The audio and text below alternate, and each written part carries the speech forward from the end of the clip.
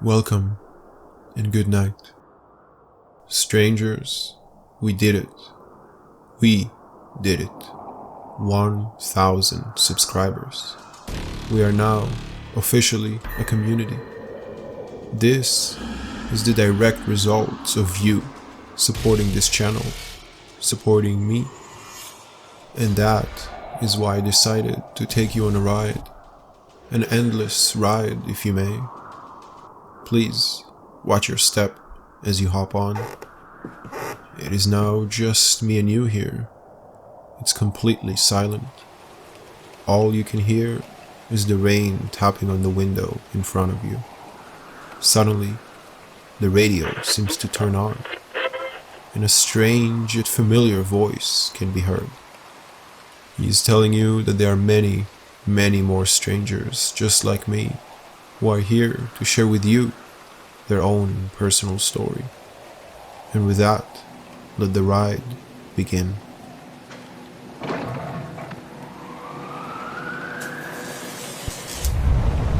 I recently ran into an old co-worker from the time we worked at a sandwich shop in the truck stop.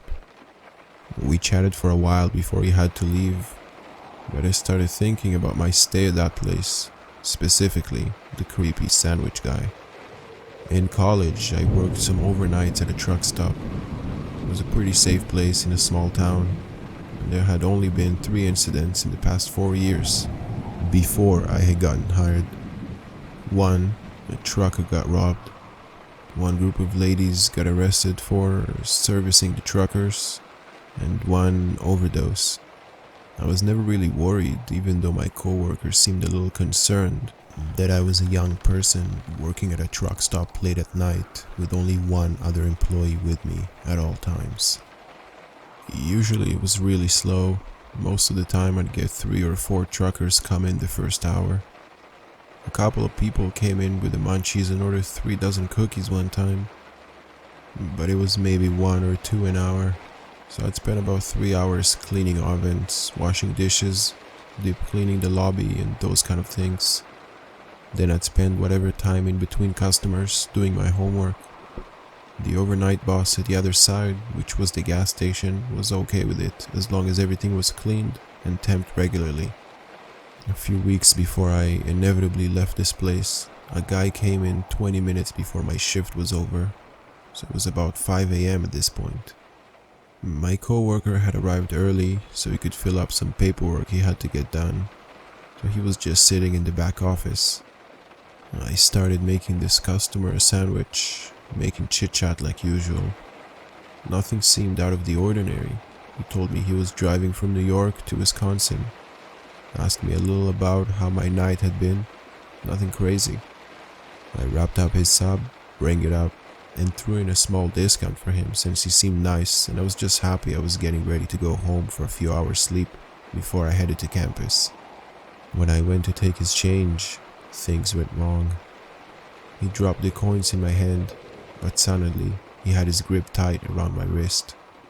The next thing I knew, I'm on the other side of the counter on the floor. He had yanked me across the counter and still had a tight grip around my wrist.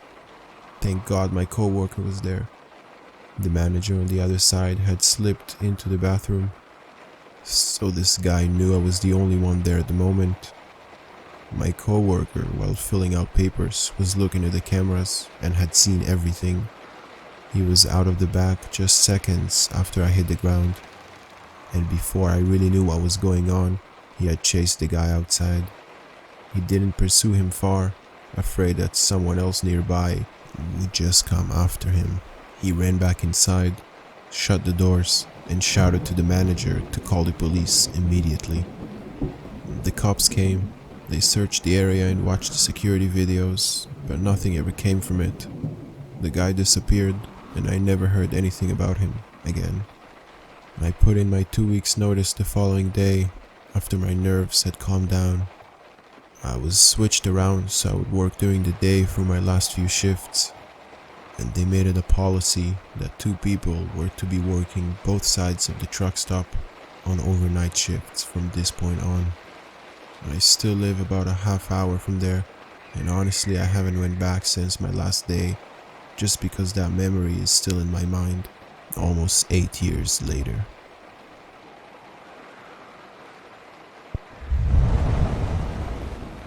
It's been a long time since I graduated high school. So long that it feels as if it's all an event that occurred in another person's life. It feels like something that I read about or imagined, something illusory that I've inserted myself into. They say the human body replaces all its living cells every 7 years, so I suppose that physically, I am a different person than the one that existed a decade ago. But the final conversation I had with an old history teacher, Mr. Cole, is one that feels like it occurred just yesterday. For almost 15 years, I had replayed the interaction in my mind over and over again. It's something I don't think I'll ever forget. He was standing out of sight from the main crowd, around a corner of the main school building. He wore his sandy brown hair in a rough ponytail, facial hair raggedly fashioned into a handlebar mustache. A cigarette burned between his fingers, adding to the brown nicotine stains that colored the tips. Something struck me about the way he looked at me as I took out my own pack of smokes and asked him for a light. He didn't see me as a student anymore. There was a coldness in his gaze. Something else, too, a kind of pity or disgust in his eyes. Half of me expected him to scold me for feeding such a filthy habit, but he didn't. He didn't say a word as he reached into the pocket of his worn, faded jeans and pulled out an old Zippo. We talked about growing up, about how I was ready to go out into the world and find myself as a person. I asked him how long it took for him to do the same. "I used to think about it a lot," he said, looking off into the near distance. "But you reach a certain age and you know who you are. I live in a little condo near a bar, just on the edge of town, work 9 to 5, and then in between I drink. And there ain't nobody there to stop me. I know who I am, and after all these years, there's a kind of victory in that." I'd never heard him talk this way before, never in this tone.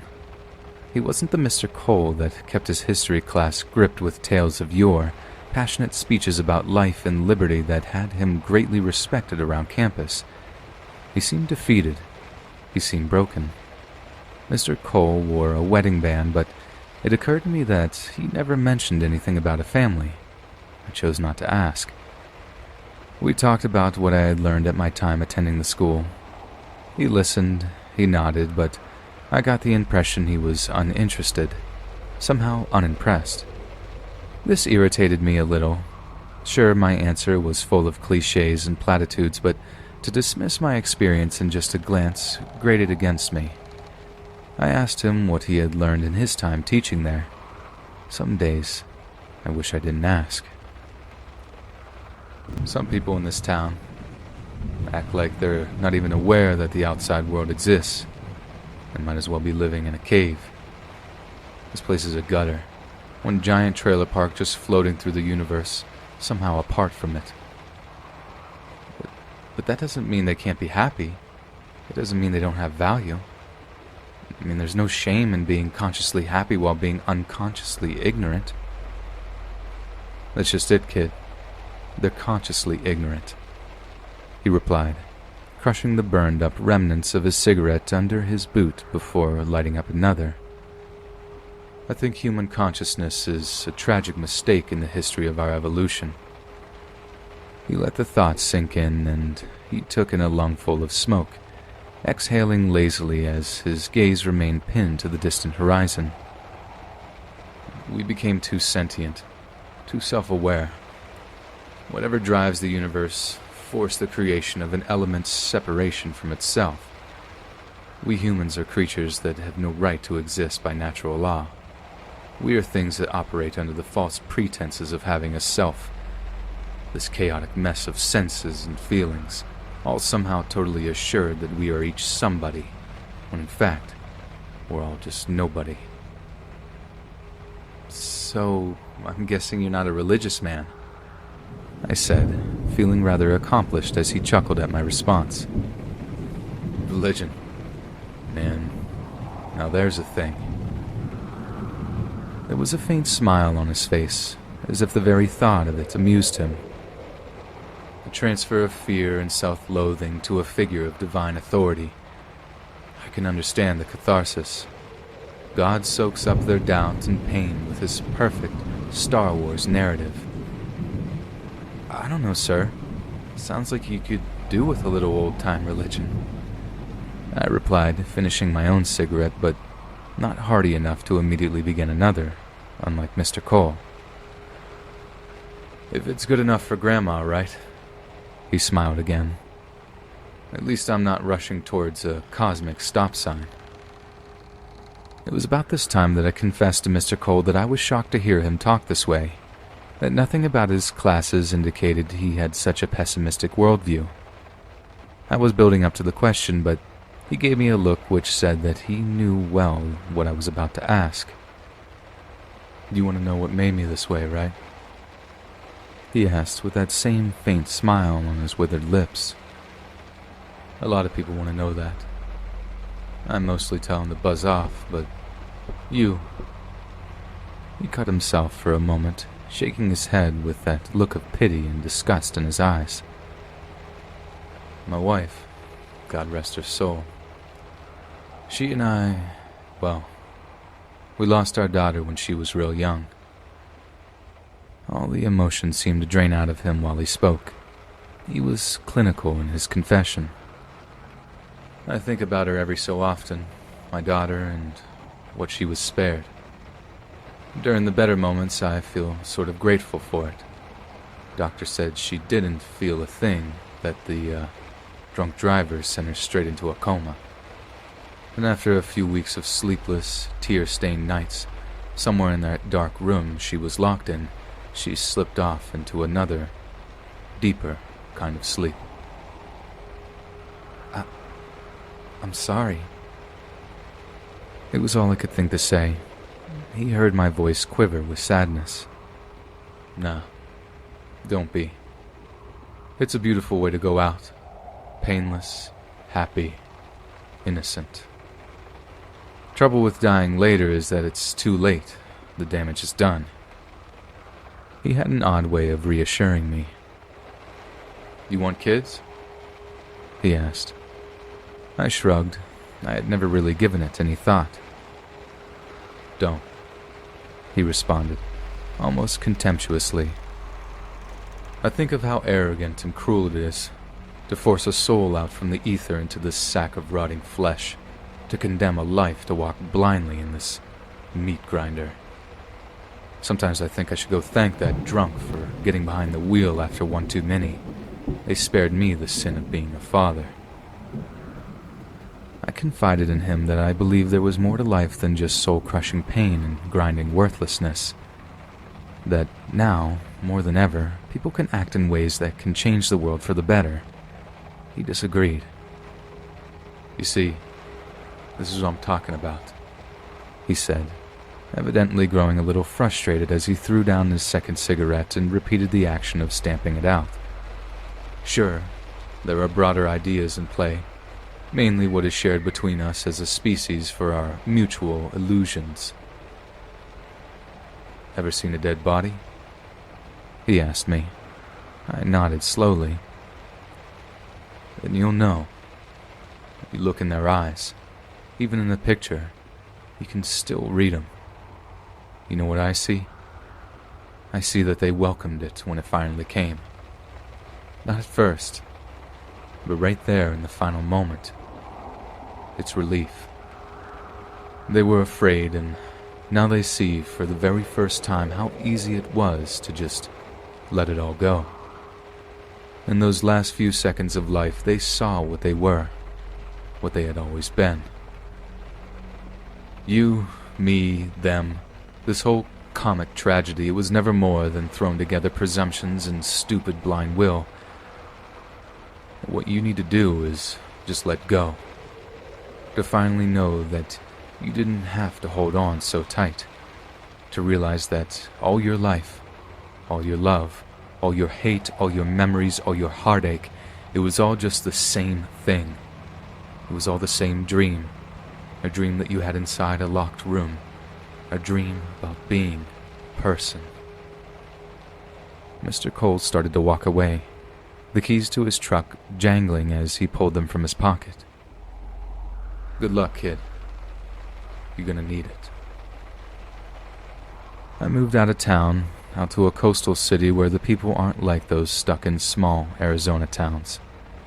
Sometimes I think Mr. Cole was wrong, that there's a brighter side to existence that he neglected to touch upon. But sometimes, in darker moments, as I'm lying in bed after long days spent working in a cramped, sterile office space, Mr. Cole's words run through my mind. They bounce off the walls of my skull, refusing to relinquish my fears, feeding on my doubts. It's in those moments that I know Mr. Cole was right.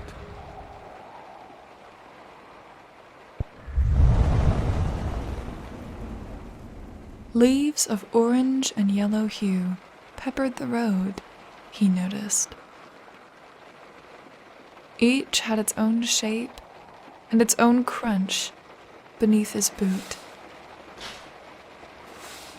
Normally he'd avoid them, as to not cause a ruckus.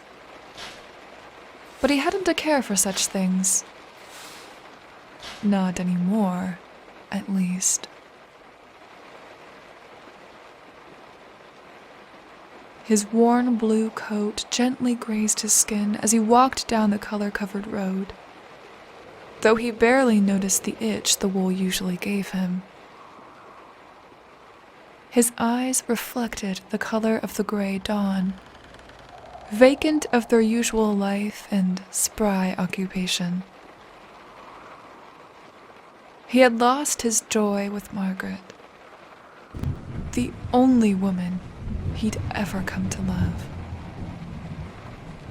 Her brooch, which he'd bought prior to their wedding, was held tightly against his chest by his hand. He could still smell the smoke from the drapes, and the streaking tears across his dirty face as gunfire erupted into the night. They were gone, but he could not let go. He trudged onward down this unknown country trail, keeping barely upright, with his rifle hanging clumsily by the strap wrapped around his forearm. He felt it trickling down his forehead, but not the cold sweat on his brow. No, not this time. He felt the streaking liquid, and once removed from his forehead, his hand had garnished a new red stain. It was odd. The texture and bright color of the blood seemed to bring character to his worn gloves, the very same his father had given him when he was but a child. He shuddered at the breeze that constantly blew along the trees, shuddering as if cold on this warm Sunday morning. A fruit fly began to buzz curiously around the wandering lawman after another mile of his aimless march. And, not being one for annoyances, Cole had given up on swatting at the fly. He moved clumsily across the landscape, his boots shuffling across the mud and dirt as he and his insect companion passed a ranch, then a church, then a small town.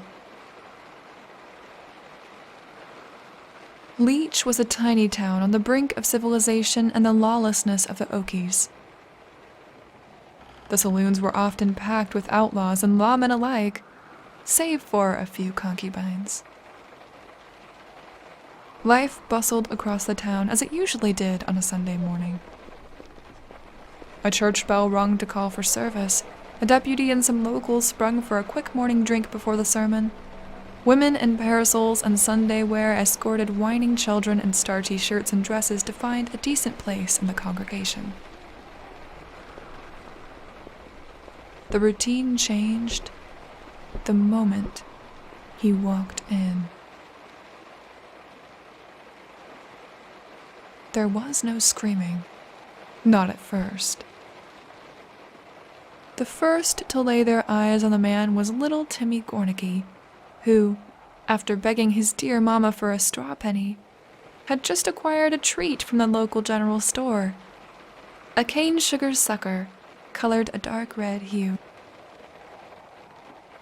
He had relished its sour-sweet taste as he skipped along to the morning service, until he stopped and stared at the man who shambled quietly past him. The treat fell to the beaten road that ran through Leech, marring its red surface with old tobacco and the red dirt of the South. Timmy didn't need to pick it up. After seeing the man, he didn't so much as dare to look at redness again. He ran off, too stunned to scream like he had before when encountering Derek, a bully in his learning school. Many turned their gaze like Timmy had. The barber stood rooted on his way to open his shop. The town sheriff gagged and vomited quite close to a woman's shoes. She paid no mind, her mouth agape and eyes wide at the vision of Cole. Eyes fixed upon a horizon, Cole shuffled down the middle of Leech. No clarity on his face. The breeze picked up again, wafting over what little hair was leaking from beneath his hat. More trickles of crimson leaked down his brow, though he did not care anymore. He had to get home. Home. Home where his wife was. Home where his family was. Home where the flames couldn't hurt him. Home where the lawmen didn't burn down his home when his wife refused to whore herself to them. The fruit fly buzzed effortlessly in and around his ear. And then, as if a natural course, flew between the gunman's eyes. Through a tunnel of matter and bone the fly escaped, passing tufts of blood-spattered air in its wake, following closely to the sour-sweet, iron-like smell of the dark liquid. The town had fallen silent, save for the soft and clumsy footsteps of Cole Eriks. He continued his aimless trudge into the wilderness beyond Leech's borders and disappeared over the curving hill just past the dry oak leaves layering the winding road. Humans have a knack for dismissing the impossible. Whether a shot to the skull kills a man or a woman lifting a filled wagon to save her newborn, the soul, once set on a simple goal, will go to great lengths to accomplish it. And, much to the dismay of the residents of Leech, such a spectacle came and went, with the shuffle of old leather boots and red-colored specks of blood following suit down the dust and leaves.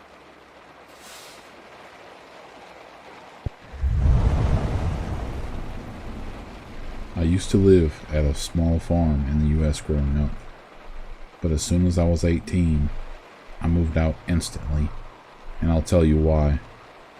When I was 12, me and my best friend Zach, who lived down the road, used to go in the woods to play.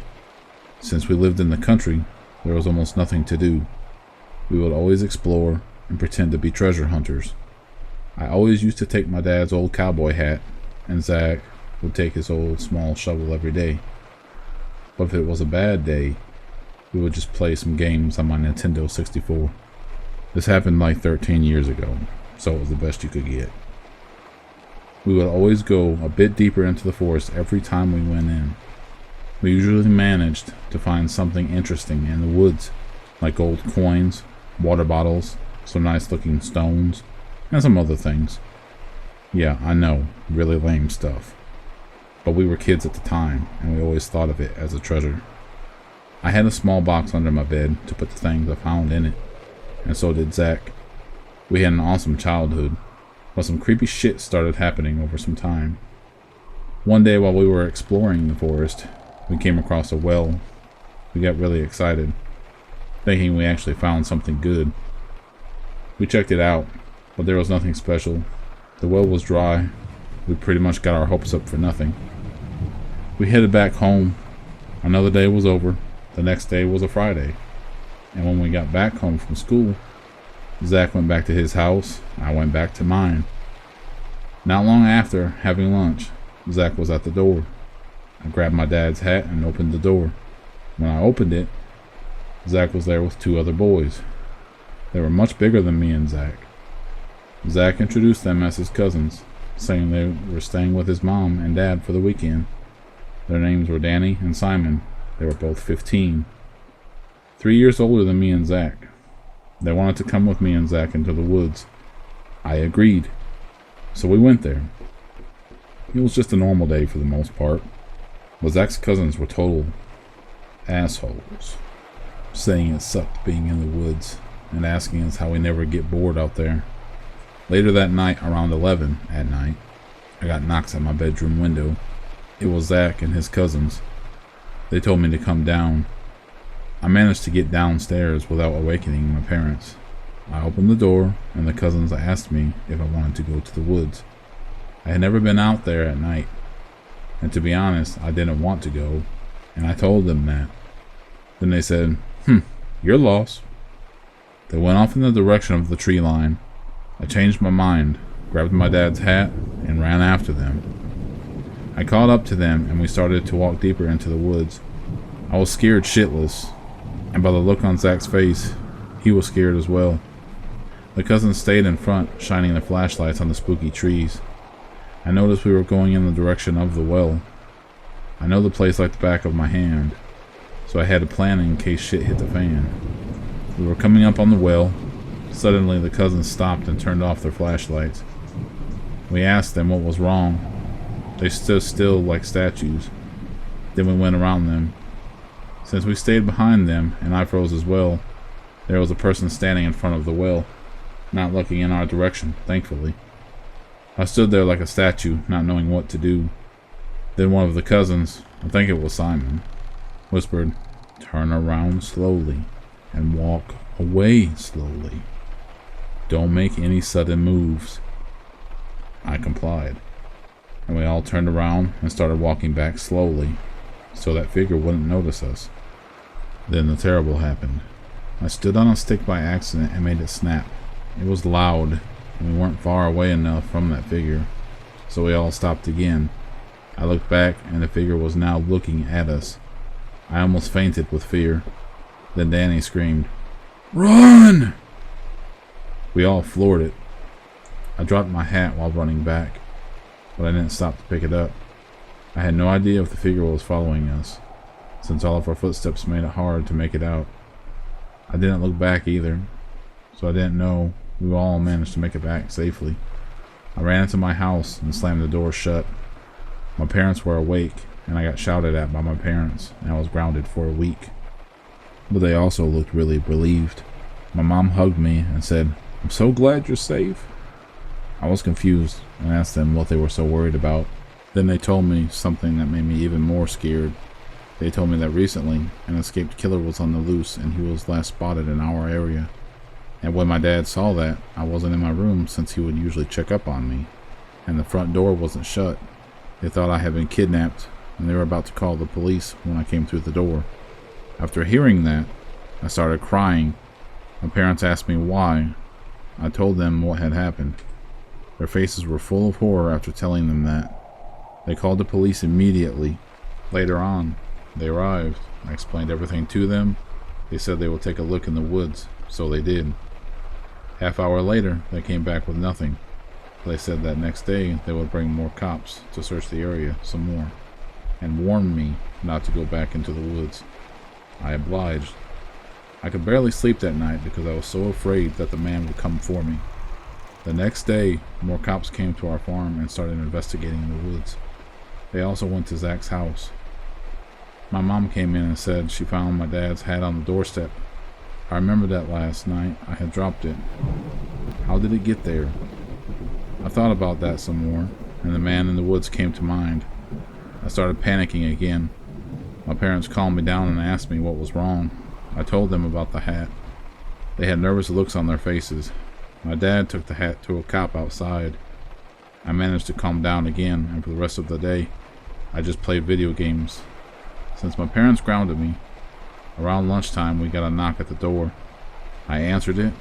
It was Zach and his mom. Zach's mom asked if she could talk to my parents. I told my parents they were at the door. Then they told us to go in my room and play something. I put my ear against the door and listened.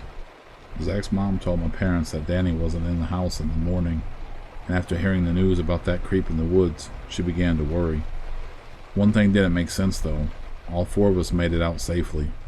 I was confused. Then Zach told me something that scared the living shit out of me. He said Danny had left the house when they got back. He left while Simon and Zach were sleeping. Although Zach wasn't sleeping, Zach said he looked out the window and saw him walk into the woods. He wanted to stop him, but he said he was too scared to go out there again. He never came back. I asked him why he left. Zach didn't know. Then Simon came over to hang out later on. I asked him if he knew why Danny left the house. He said he had no idea. Danny always used to carry around his dead mother's ring with him. Since his mom had died a year prior to the events of the story, he always used to keep it in a box, and he would take it wherever he would go, and Simon checked the box in the morning and it was empty. He must have dropped it while we were running from that guy last night, he said. After that day, as weeks went by, the guy in the woods was never caught. The cops started an investigation on Danny's disappearance. He was also never found. And me and Zach never went back into the woods again. Once we reached 18, we bought a house between each other and became roommates. Nothing's better than having a roommate as your best friend. I'm 25 now, and I live with my girlfriend. I still hang out with Zach, but even after all that time, I still think about that night every day, and I probably will for the rest of my life. This story takes place 2 weeks ago, Saturday morning. At the time, I'm 16 and live in a small town in Canada. With this being said, there isn't overly much to do, and it surely didn't help I had little to no friends. By nature, I'm a very curious individual. I was super into spirituality and stuff like that. With that was astral projection. Astral projection is like an out-of-body experience. It's like going into another peaceful dimension of love and unity. That's probably how I would describe it to someone who wanted to know the basics of it before the incident. I decided to do my daily meditation and try astral projection. I've been able to astral project before, just not for very long. This time, I felt different. I felt as if I could have a great projection. Upon the vibration stage, I felt the pop and floating soothingly out of my body. There I was, peacefully laying there. I noticed something odd. It seemed like a cord was attached to my body. I didn't find any worry in this. I've had experiences where people see the cord. It shouldn't hold you back from anything. The projection was beautiful for the most part. I saw some sandy beaches with people playing with love. It was stunning. I felt one with whatever this strange thing we call life is. I was life. About halfway through my projection, I noticed something strange. The cord seemed to have a melancholy feeling to it. Now that may not make sense to you, sitting here in this current dimension, but it makes sense in the astral world. You can just sense something wrong. Looking close at the text of the cord, I saw nothing different at all, actually. But upon that glance of looking at the cord, you could feel distress and hatred. That's something you didn't expect in the astral world at all. I decided to turn back and see what was going on. This wasn't normal, right? Every time I inched closer and closer to the end of the cord, suspense trickled down my body. Goosebumps arose around me, like gravestones plunging from underneath the soil. Something wasn't right at all. Upon reaching close to the bottom of the rope, I saw nothing besides one single figure. He went by the name of Ka. He didn't say this, but in the astral world, you know everything about an entity once you look at them. Ka was fragile, but could clearly inflict damage if needed. He had the eyes of hatred and the heart of a loner. He didn't move. Every time I looked away, weird little entities would appear around Ka. The closest thing I could describe was black smoke. But it was so different. It was physically alive. I rushed as fast as I could to the end of the rope. I couldn't believe my eyes. Wherever my body lay, it was filled with dark spirits and evil, evil things. My body was in pain. I could sense it. I didn't know what to do. Was this all a dream? I couldn't tell. I begged to be put back into my body. I pleaded and cried. I was in pain, not only at a physical level, as I could clearly sense this, but also on a spiritual level. Something I thought I would never experience, especially in this dimension. Eventually, being put back into my body, I noticed I was in a form of sleep paralysis. I saw the exact same dark beings as before. Was my astral projection just a third-person view of these twisted souls, playing games with me like a piece of meat? Was this all my imagination? That was the last thought I remember. I remember waking up the next day, remember everything, and assuming it was all a dream. Maybe it was a dream. But one thing I do know, I'm going to stay away from astral projection for a while.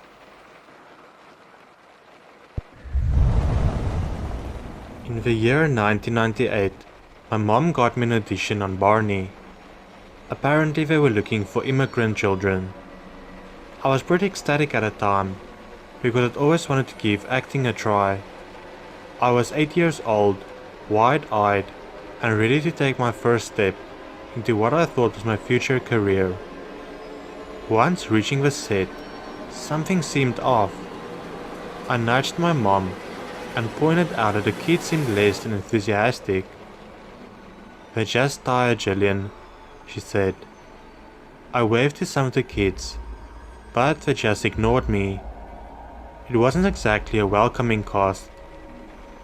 We met with a producer who was more than enthusiastic about me joining the cast of kids.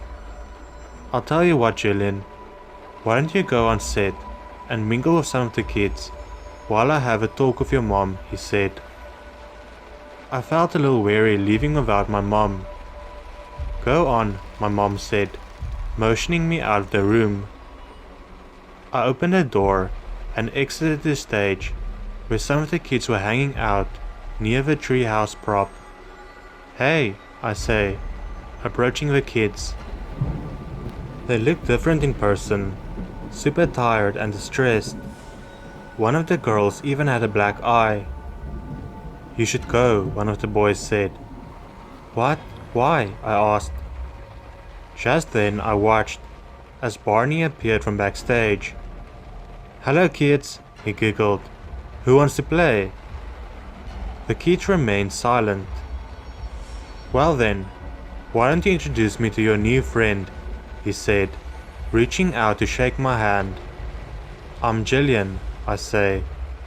"Well, Jillian, I sure do hope you join us in playing a few games and singing some songs. We sure do love it here," he said, giggling louder. But the last sentence seemed rather strained. "Leave," he whispered, before running backstage. "What was that about?" I asked. I could see someone staring at us from behind one of the prop bushes. I didn't recognize him as anyone from the show, but the kids knew he was there too. They remained quiet until the person shifted.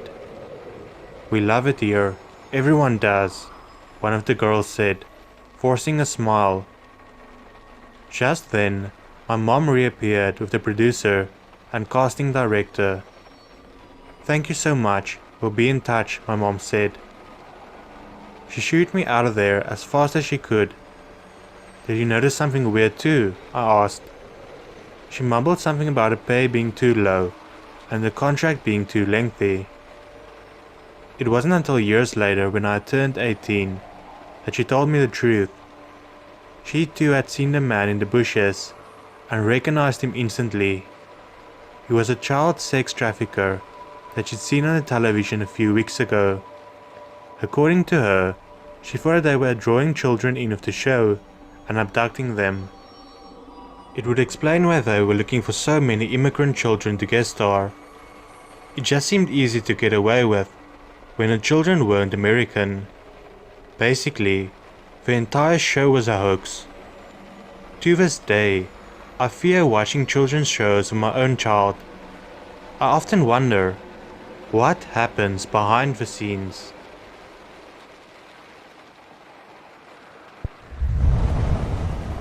Years ago, in the late 90s, I was on my way from the house in Central Texas, heading to Laredo to pick up a load.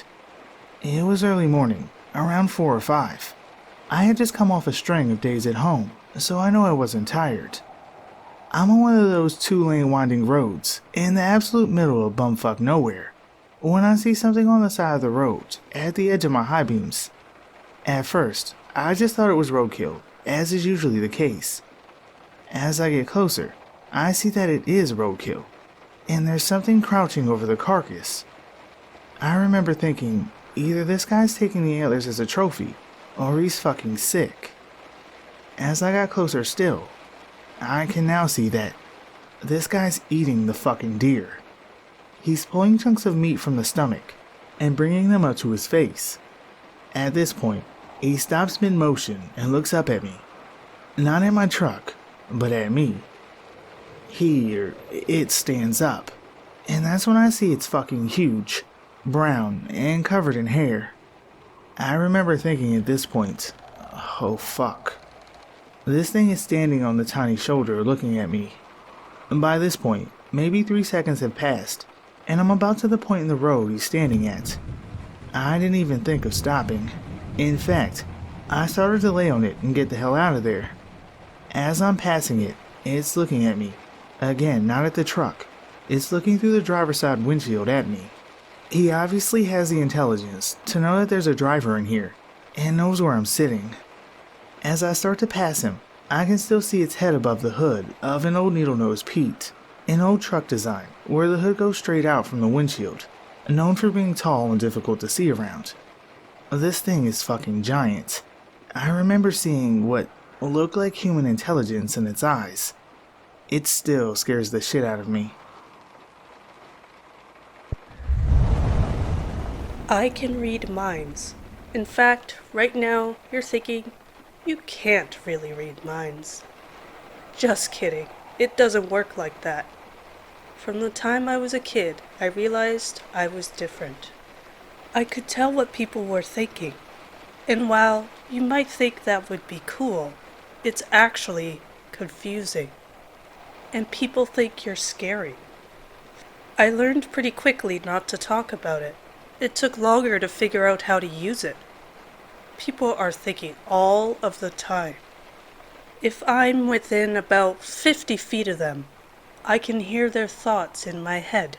It was awful to get used to. My mom was the only person who knew the truth. And since she's gone, my secret is forever safe. You see, all thoughts sound the same. I don't hear them in the thinker's voice. I hear them in a weird, androgynous voice that sounds the same no matter the thinker. So without some clues, I'm stuck wondering who the thought is coming from. I spent most of my childhood with all my teachers thinking I had trouble learning, when in fact I was trying to figure out how to stop the thoughts of the other 25 kids in my class from overwhelming my brain. Anyway, I don't have many friends, and relationships are hard. You might think reading your partner's mind would be great. But trust me when I say you do not want to know everything they find annoying, unattractive, or weird about you, but are too kind to say.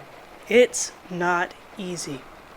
Professionally, I found a way to use my special gift.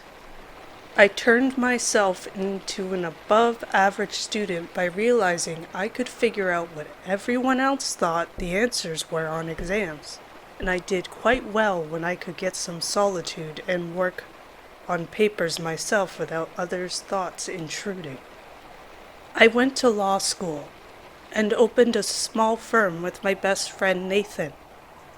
We specialize in contract negotiations and got a great reputation for our negotiating skills. As it turns out, having someone in the room who can read the mind of the other side helps a lot. Plus, he understands my need for solitude, even if he doesn't know that it's due to me being overwhelmed by hearing the thoughts of others. He just thinks I have a sixth sense for negotiating, which in some ways, I guess I do. Sorry, I'm rambling. I'm pretty scared right now, and don't have time to get all this down. My problem started 2 weeks ago. We were in the middle of our largest negotiation ever, our merger that would really put us on the map. However, the other side has only met us in person a handful of times. So I've been of limited use, and it's been stressing me out. We are getting ready for a few big sessions, and I know I need to deliver. Not surprisingly, I've been having nightmares almost every night. I was tossing and turning one night when I heard the thought, clear as day. It was enough to make me sit straight up in bed. Going to slip in and slice his throat. One of these windows must be unlocked. He needs to die. It was the voice. That means I'm hearing someone's thought. I ran to the window and looked out, but saw no one in the dark.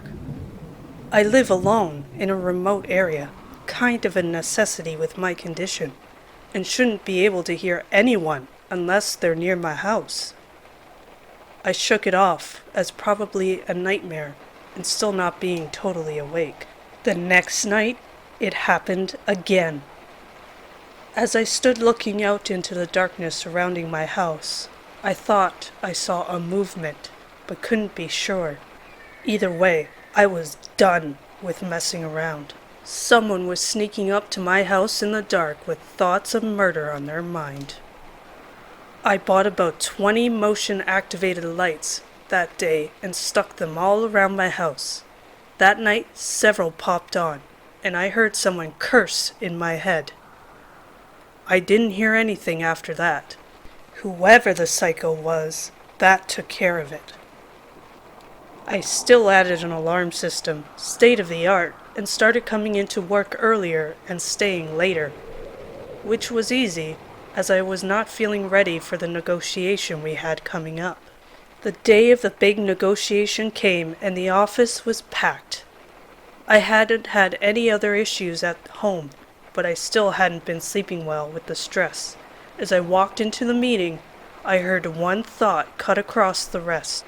I hate him. I looked around.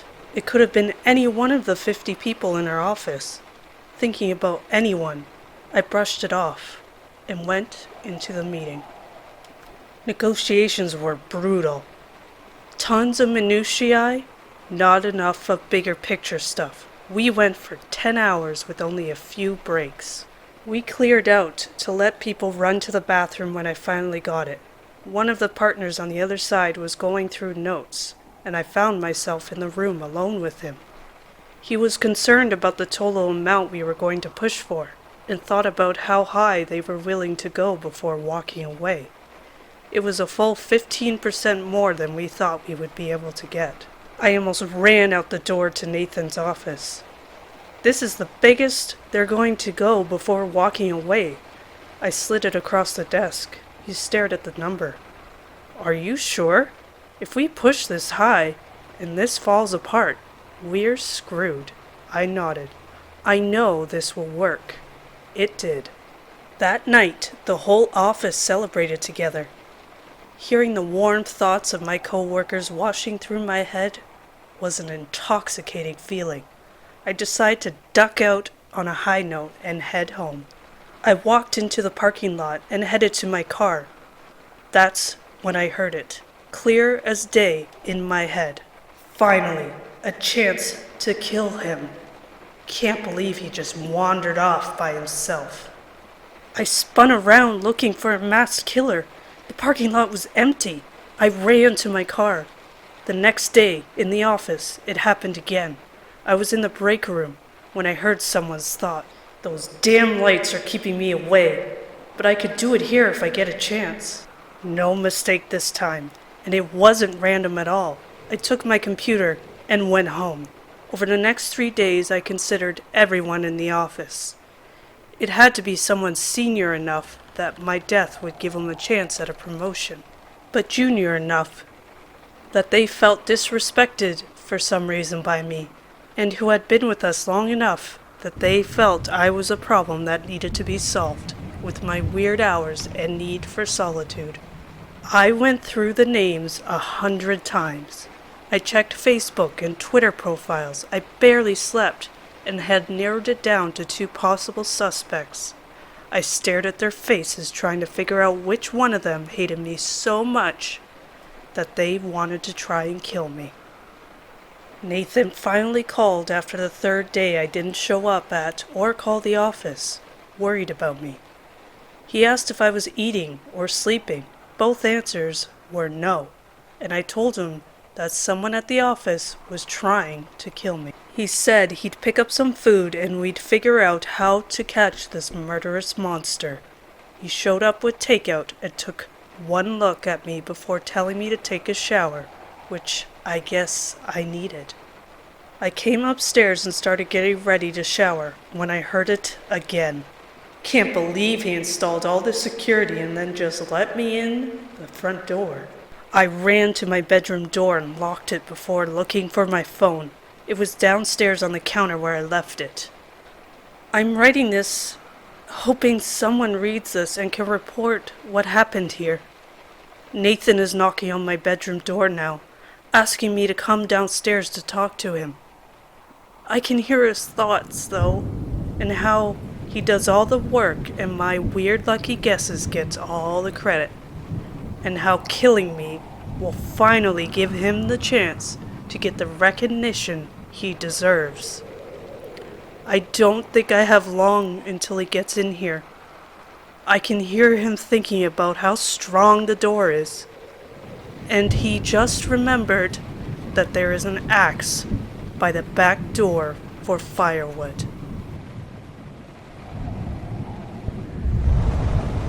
Many years ago, I was working the graveyard shift at a hotel. It was late and I was really tired. I just wanted to go home. I wasn't supposed to leave early, so I wrote a note and left it there for my boss to see when he got back. The note said I had left early because my brother was stranded outside of town and needed me to pick him up. It was a complete lie, but I needed a good excuse to leave early. I drove home and went to bed. A few hours later, I was awoken by the sound of my phone ringing. It was my brother. He told me he was stranded outside of town and needed me to pick him up. That's so weird. I said, That's the exact lie I made up to tell my boss so I can leave early. That's not weird. I'll show you what's weird when you get here. my brother replied. I drove over to meet him, and when I arrived, he took out his phone and put it up to my ear. He played a message that he received when he woke up that morning. It was a creepy computerized voice, and all it said was, You're stuck. It freaked us both out, and we could never figure out where the call had come from. And that's the strangest, creepiest thing that's ever happened to me in my life.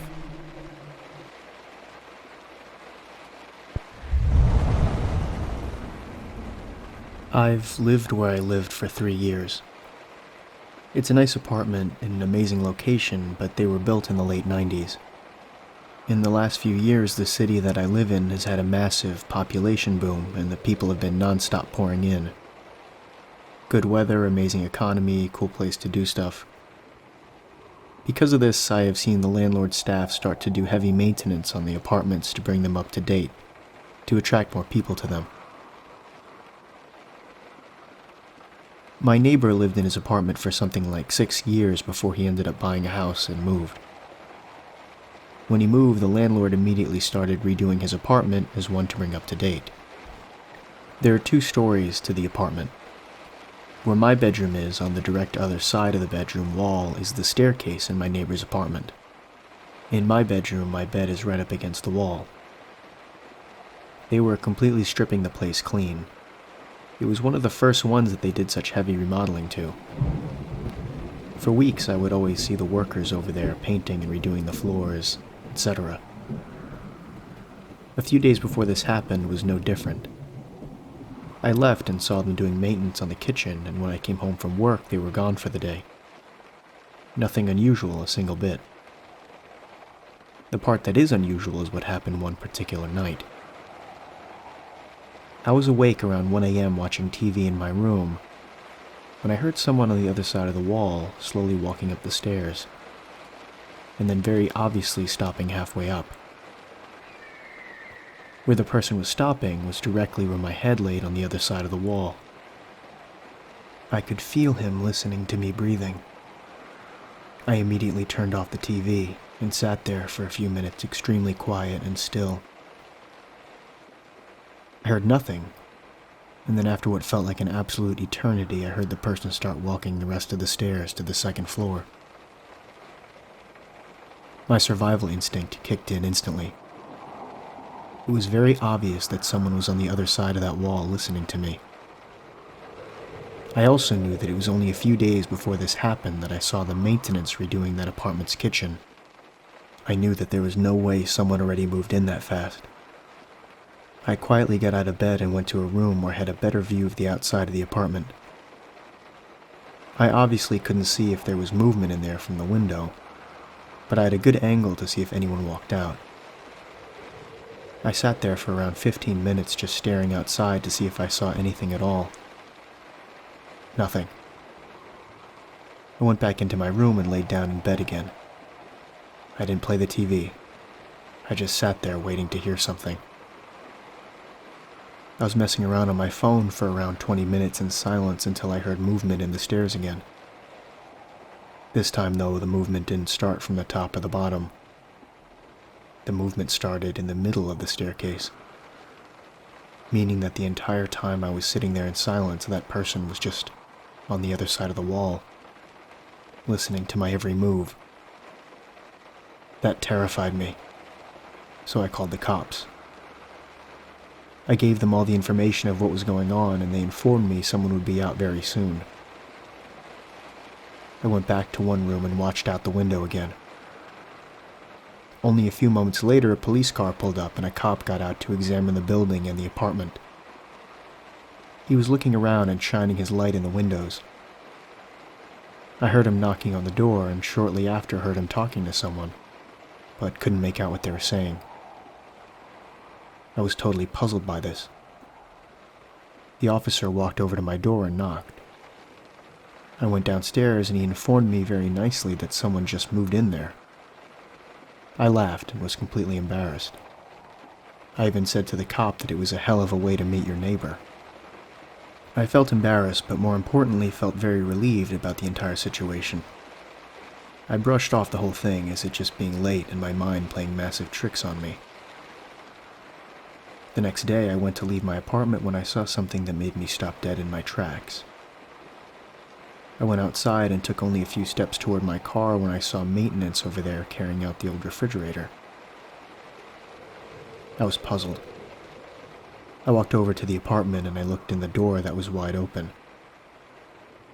The kitchen was still being worked on, and not a single piece of furniture could be seen. I was legitimately speechless. I walked over to a maintenance man and said, "Didn't someone move in here?" And he informed me no, and that the apartment wouldn't be ready for showings until at least 3 weeks. I ran back upstairs into my apartment and called my landlord. I asked her if someone is staying there, and she said absolutely not. I told her what I experienced the night before. She was floored. She told me that they would change the apartment's locks immediately. She also suggested that I call the non-emergency line to the police department and inform them that no one lives there. I did just that, and they asked me to come down to the station. I told them all of the information in detail of what happened. They were able to quickly figure out what officer came to check out the situation so he could help identify the person who answered the door. The officer described the man in detail, and I confirmed that I have never seen him around the apartments before. There was a search around town for a few weeks until the whole thing just sort of fizzled out, and I stopped hearing about it and started seeing less and less patrol cars randomly in the parking lot. After that night, I never heard another thing in that apartment. Around a month later, an older couple moved in, and they're very nice. When I saw the moving van pull up, I went outside to introduce myself to them. But to be completely honest, the only reason I went out there was to see if any of them matched the description of who the cops saw. Not even close. I'm certain that the person who was in that apartment got away with it. I had an extremely hard time sleeping the following weeks of that happening to me. I actually ended up moving my bed into the smaller second bedroom because it bothered me so much. I have zero idea what the intentions of the person was, or what he was doing in that staircase, but it's easily one of the most chilling things that ever happened to me.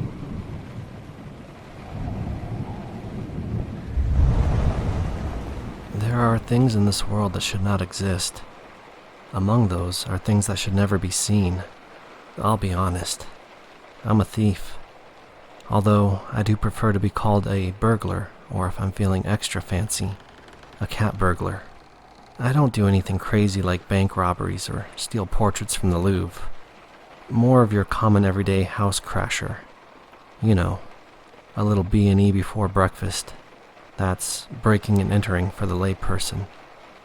With this revealed, don't let it deter you from believing the story I'm about to share. It was last night when all of this happened. I had been casing this place for a bit. Large house, fancy stuff inside. Rumor had it that the owner had a couple of items, relics, that were worth millions. Something to do with dark magic. One was supposed to be a scepter that held the spirits of the dead. Another was said to be a knife that put the spirits into the scepter. I'm not one to believe superstitious things like that. Probably some old folklore from back in the day. Even then, it didn't matter to me if it was a wand to summon the tooth fairy, as long as it could net me a decent amount of cash. The security was pretty lax, which made me wonder if the rumors were even true. There was only one way to find out. Under the cover of night, I made my way into the mansion. A few cameras and an alarm on the window were child's play to bypass. Faster than a knife fight in a phone booth, I was in. The place was huge. Marble floors were immaculately polished. A chandelier hung from the ceiling. They even had a grand staircase that led to the upstairs. It went to the second level and then split to either side. It was hard not to give a whistle of appreciation. The information I had said that what I was looking for was downstairs. A pity, really. That place was by far the most luxurious building I had ever broken into. Sightseeing would not be possible. Quickly, I went to find the way to where I needed to go. Without a map, it would have been easy to get lost. Fortunately, I knew a guy who had installed some equipment there a while back. He had drawn me a little map. Down a long straight hallway I crept, past the suits of armor and into the back of the house. Unlike the rest of the mansion, The downstairs was dank and reminded me of a dungeon. Musty smells penetrated my nose. Water dripped from overhead pipes, and moss grew on the stonework. It looked as if the house above had been built on a sort of ancient torture chamber. Regrettably, this is where my map stopped. The rest of the way would have to be done blind. For the amount of money this target could catch, it was worth it. Room by room the search began. Solid wood doors with bars for windows stood in front of each chamber. Some of them were small enough that a look into them would tell me whether or not what I wanted was inside. Others were so large that I had to go in and check them out. The search took a long time, and the further I went, the more odd things became. Initially, the rooms were empty. Later on, some of them had chains on the walls, or other items that could have been used for torture. In one, there was an iron maiden. I have seen pictures of those before, and this looked like an exact replica.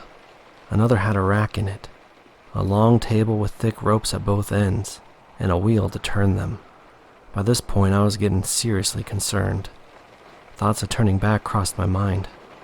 All the money in the world would be useless if I were caught and put into one of those things. Yet, greed has always been one of my main vices, and it spurred me on. I thought of how odd whatever was down here must be, and how much money it would get me. I checked my watch. It had been half an hour since my search began. The underground area must have been at least double the size of the mansion above. It went on forever. Shrieks of pain caught my attention. Now, I may be a thief, but I'm also a nice guy. If someone was getting hurt down there, I would have to help them. My altruistic morals kicked in and I abandoned the objective for the item, just for a short time to go and see what was happening. Echoes from the stone walls made it difficult to pinpoint where the cries were coming from. When I got to where I thought they originated, there was nothing there. In fact, the entire hallway was made of solid stone. I sat down to think for a second. This whole thing was not going according to plan. My head rested on the cold rocks when one of them moved. A sharp click was heard. Then a part of the wall gave way. It pulled back and revealed a secret passage. What the hell? I muttered to myself. This kept getting stranger and stranger. Screams rang out again. Now it was clear that they came from the passage that had recently opened. Morbid curiosity took over. Down the dark hallway I went, slow and uncertain as to what was on the other end. Stomach twisted into knots. Chest tightened, and it felt like I couldn't get enough breath. After what felt like forever, a light finally shined from the end of the tunnel. I didn't dare open the door that was there. Whatever was going on the other side, I didn't want to be a part of. Instead, I looked under the door. The space was wide enough to see most of what was happening. There was a stone altar. On it was a person. I couldn't make out if it was male or female, but from the screams, I would guess female. On the left side was an old wood chair. In the chair sat a wooden doll. To the left of that chair, there was a stand that held the scepter. It was gold with purple crystal on top. The crystal radiated a soft pulsating light. On the opposite side of the altar from me stood a man. He wore a strange mask. One of the eyes had a symbol around it like beams shooting in all directions. The other eye was closed. It had no nose, and the mouth was a sinister smile. He had wraps on his arms, all the way up to his shoulders. They were covered in blood. He wore no shirt, and had loose black pants on. No shoes on his feet either. There were strange marks all over his torso. Some of them looked familiar, like I had seen them in shows about mysticism before. He drew his knife across the body that lay on the altar, then flicked the blood onto the doll and the scepter. This was repeated a number of times. I wanted to run, but something kept me there. Some dark part of me wanted to watch what happened. Screams renewed every time the man made another cut. About 5 or 6 more happened while I watched. After the man flicked the blood the last time, he yelled something in a language I didn't recognize, then plunged the knife deep into the heart of the sacrifice. Lightning shot from the hilt and struck the scepter. The screams stopped. Bile rose in my throat. It was all I could do not to lose my lunch. Another peek under the door showed the man had moved towards the doll. He was chanting something. It rose in intensity, then with a yell he finished. That's when everything changed. At first I thought it was my eyes playing tricks on me, but soon it became clear that the doll had moved. First his arms, then his legs. They began to stretch and wiggle. Next his head turned right towards the door. His eyes slowly scanned down. They looked right into mine.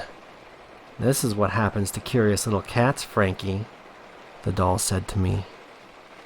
It knew my name. Not another word had to be said.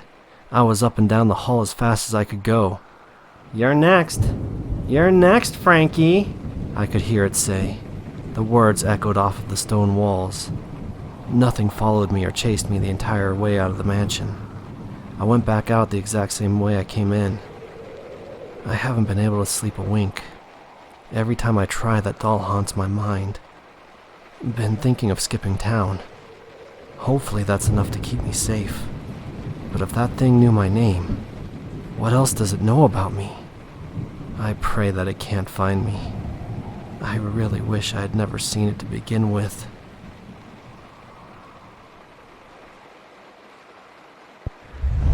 This happened years ago, but it still affects me to this day.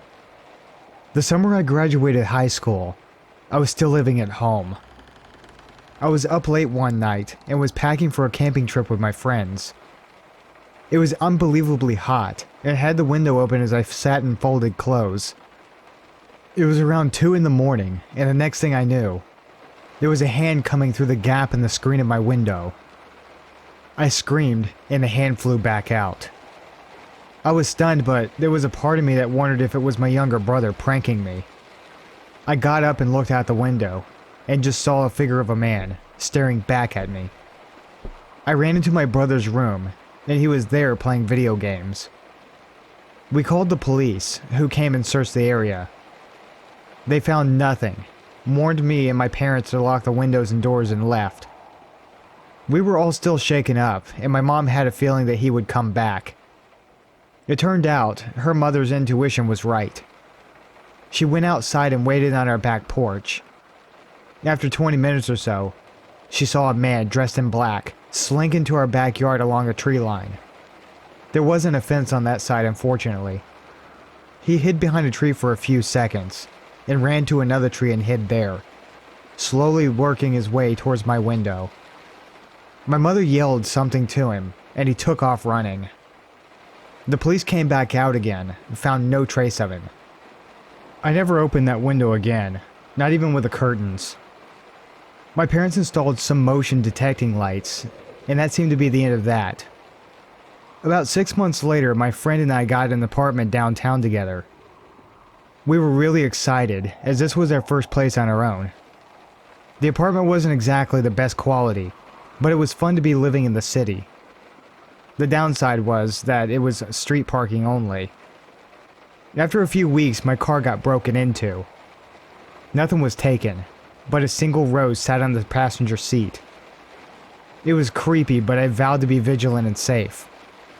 I always tried to park close to the entrance, near the lights, but often it was difficult to get those spots, and I would often have to park further away on darker streets. Things quickly began to escalate at this point. My car was broken into at least once a week. Most of the time, a flower was left, which I always threw on the ground, but once a pair of men's underwear was left. And even more creepily, once a bag of Tootsie Rolls, as they were my favorite candy. This made me wonder if the person knew me personally, and I started to become suspicious of everyone. There was a laundry room in the basement of the apartment, and one day I went down there to get a load that finished drying. As I started to fold, I realized all of my undergarments, bras, and panties were gone. Another week, I had a male friend over from school, and his tires got slashed during the visit. By the time the first letter arrived, I had already started making plans to move somewhere else. The letter described a love for me that had been going on for years. He noted things that proved that he had been watching me closely. I was able to arrange another friend to take over my lease, and I moved in with another friend on the other side of the city. It was a secured building and had an underground parking garage that was only accessible to tenants. I felt much more secure, and the extra money spent was well worth the peace of mind. Things were quiet for a few months, and then my roommate got a boyfriend. Most of us were wary about Ashley's new boyfriend from the beginning. For one, they met on MySpace after he reached out to her. Another reason was that the new boyfriend, Matt, was extremely good looking, and while Ashley was a wonderful person, she just wasn't the type to typically accept someone like him to date. Ashley was thrilled. She had never had a boyfriend before and really felt like he was the one. I thought he was weird and creepy from the beginning. Matt was on the quiet side and always seemed to be sporting an uncomfortable, leering smile. It was difficult to carry on any sort of conversation with him because he would always make it weird with some random facts that were completely unrelated to what we were talking about. I had deleted my MySpace when the initial stalking began, but I created a dummy account to learn more about Matt. It didn't look like he really knew any of his friends in real life. There were only pictures of himself, and the rest of the information was vague. My friends and I gently tried to discourage her from seeing Matt. He technically hadn't done anything wrong, but he was just so strange. She would immediately get defensive and would shut the conversation down. Matt started to spend more and more time at my apartment, and I found myself finding any excuse I could to avoid coming home. One day I came home from work and found Matt on my couch, alone, drinking a beer. Ashley had been called into work, and she told him he could just hang out. I was furious, because I didn't want to spend any time with him, so I grabbed a beer and a snack, and headed off to my room and shut the door. About 30 minutes or so, he knocked on my door and suggested we watch some TV and get to know each other better because we both loved Ashley. I didn't want to, but I decided that maybe I would give it a try. He put on a movie, and I tried to just focus on the movie because I didn't want to talk. At one point, I glanced over to Matt, and he was just staring at me with a smile on his face. I snapped a "what" back at him, and he just continued smiling and said, "I just can't believe it." "Believe what?" I asked. He said nothing and went back to watching the movie, still smiling. I had no idea what he was talking about, but the interaction had every hair on my body standing up. I excused myself and locked the door to my room. Another month or so went on, and I had managed to avoid being home for as much as anything beyond sleep and showering. Matt practically lived there, and had even brought a bunch of his things to Ashley's room. I really didn't want to move again, but I was beginning to look for other options. On their 6-month anniversary, I saw a huge bouquet of flowers on the table, and an already open card propped next to it. I rolled my eyes and was about to leave, when I decided to see what the weirdo wrote to her. When I opened the card, my heart started beating through my chest. Without even reading the words he wrote, I was shaking. The handwriting was exactly the same as the one the stalker had sent me. I had kept them as evidence and dug them out of my desk for comparison. The handwriting was unique and identical. Matt was my stalker. I called the police first.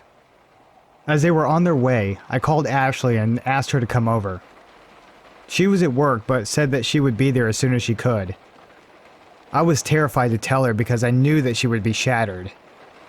The police took a statement from me and actually went to Ashley's work to get more information from her, and they ended up breaking the news to her. Apparently, Ashley called Matt and left a furious message even though the cops told him not to say anything, and he completely disappeared after that. There was no Matt or anyone matching his resemblance at the place that he said he worked.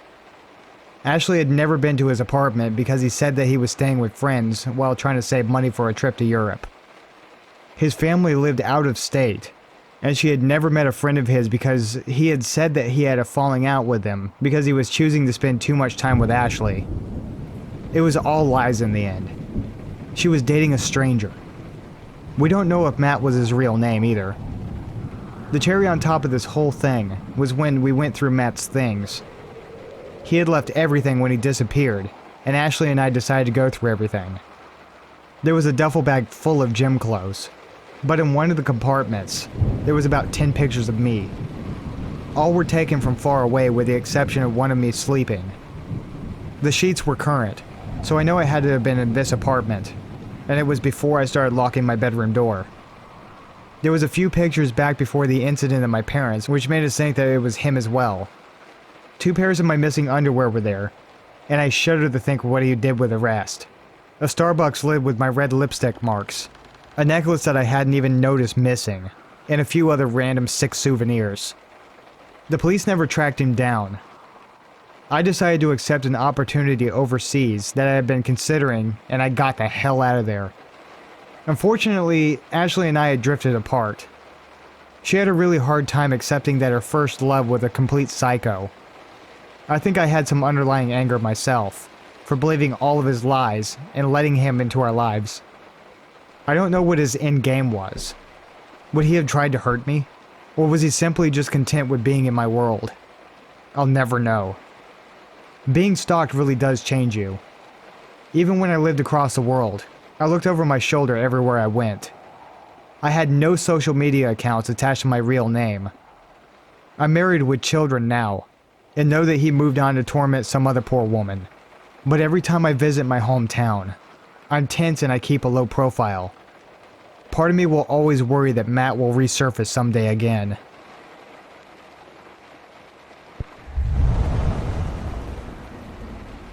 This happened to me when I was 7 years old and living in Texas with my parents. One weekend the carnival had come to our town, and my parents surprised me by taking me there. I remember being so excited I couldn't wait.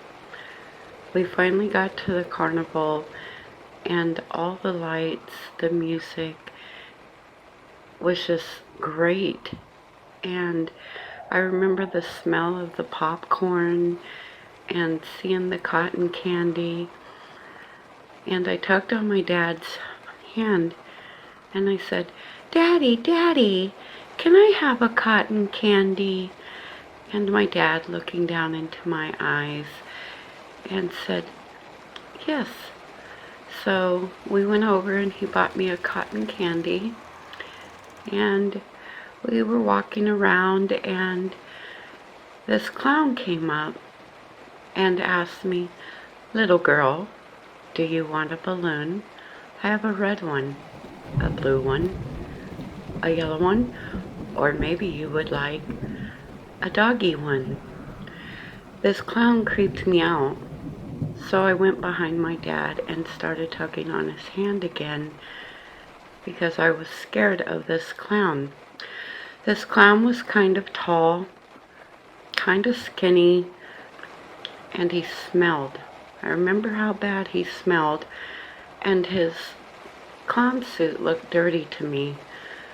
Well, anyways, my dad said, "Not at this time." So we went on through the carnival, and this clown kept following us, and I said, "Daddy, Daddy, that clown, he keeps following us." And my parents said, "It's okay, Patricia. That's his job." And we came up to the mirror house, and my parents, thinking I was old enough at the time, allowed me to go into the mirrored house by myself. At first I was a little scared, but I ended up going in there and looking at myself in the mirrors, how one was made me fat and the other one all stretched out, and all of a sudden I heard this evil laugh that came out of nowhere, and I got really scared, so I kept trying to get out of there as fast as I could when I heard that laugh again. And that's when that dirty old mean clown grabbed me, and I screamed as loud as I could, but I knew nobody would come in to help me because this is a carnival after all, and little kids scream, right? I managed to get away and ran out of the mirror house, and I ran up to my parents screaming and crying, and my dad asked, "Patricia, what's wrong?" And I said, "Daddy, Daddy, that clown, he grabbed me and he hurt me, Daddy."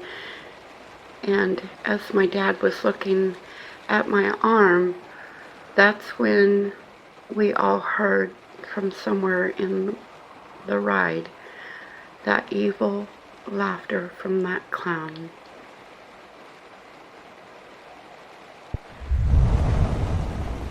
I just want to clear a few things up here. I am by no means your average girly girl, nor am I considered small.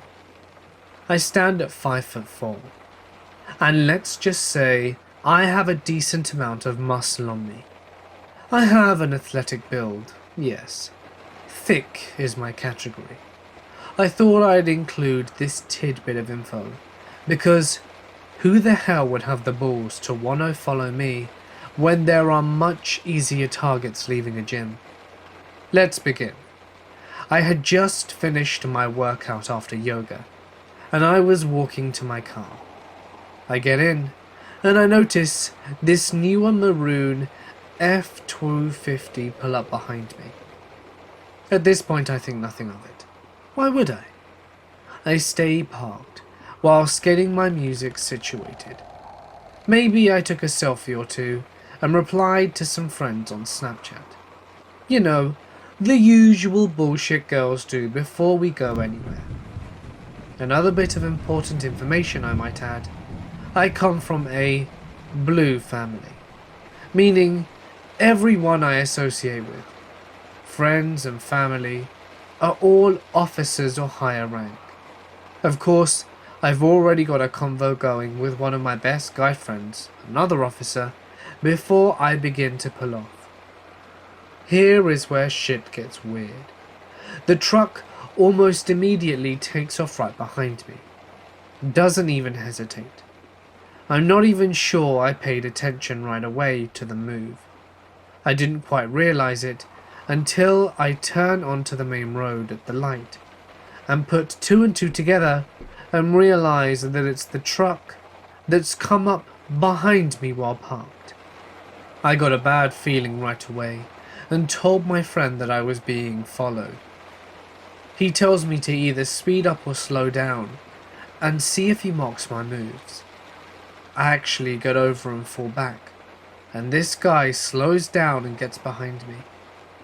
I tell my friend this, and he told me whatever I do, don't go home. I figured, well, no shit. If this guy wants to joyride, he'll get one. I turn into my neighborhood, which is huge, and from there I took so many wrong turns and made complete circles at one point, and by this time I'm getting fed up. I call a detective I know that lived a few streets down from me and quickly tell him what's going on, and thankfully he was home. He tells me to ride by his house slowly and he would pull out behind him once he sees us go by. I do it, and the detective pulls out behind him. He tells me to then exit the neighborhood. By this time, I'm about to exit. The creepy truck has already begun to fall back. I go a bit down the main road again, and I realize I seem to have lost him at a light near my neighborhood exit. I call the detective to confirm I've lost him, and he tells me he went down a completely different street and ditched him once he reached the highway. I touch base back with my friend to let him know I'm fine, but hauling ass back home. I arrived safely, went straight to the gun cabinet, and the detective came over for a bit in case shit got crazy and creepy, in case the guy showed up.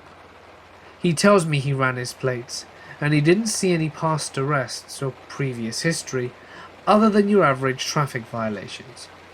He radios in and tells them to be on the lookout for the creepy guy and gives the description of the truck, in case anything weird possibly happens. So arsehole who thought it'd be a good idea to follow me from the gym? Guess you were wrong. I was on my boat when the sheriff approached. He said another teenager had gone missing and needed my help. His theory was that she wandered home from her friend's house drunk last night and sat by the docks, where an alligator had pulled her into the water. We both knew if anyone could get to the bottom of it, it was me. I was known around these parts for making the big catches. My once living of giving tourist fishing trips was a distant memory after I switched to the more exciting venture of gator and shark catching. I had built my capture contraption on the side of my boat. It was based on a claw toy I had seen as a kid. Essentially, I could reach into the water and pull out anything, instantly placing it into a large net.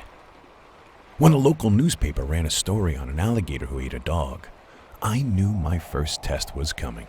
The subsequent photo of the alligator in my net and then Phil from the coroner's office pulling out a pink collar from its gutted throat brought me more and more work. I had officially captured 9 sought-after alligators. I told the sheriff I would meet him up in the South Glades after I cleaned up my net. He was eager for me to hurry, as media had already swung helicopters into action and the story was spreading. Fearing the gator was a 12-footer with a penchant for human flesh, he asked I find it as soon as possible. I cleaned out my net and met up with him, and some of his other men. He had a rookie come with me. The rookie was young, probably not much older than the girl who had gone missing. He asked me lots of questions about gators, mainly about their teeth and how they attacked. As we went out towards deeper water, he looked at my capture contraption and loudly stated, 10 animals slam in a net. It was peculiar, and I was a little confused.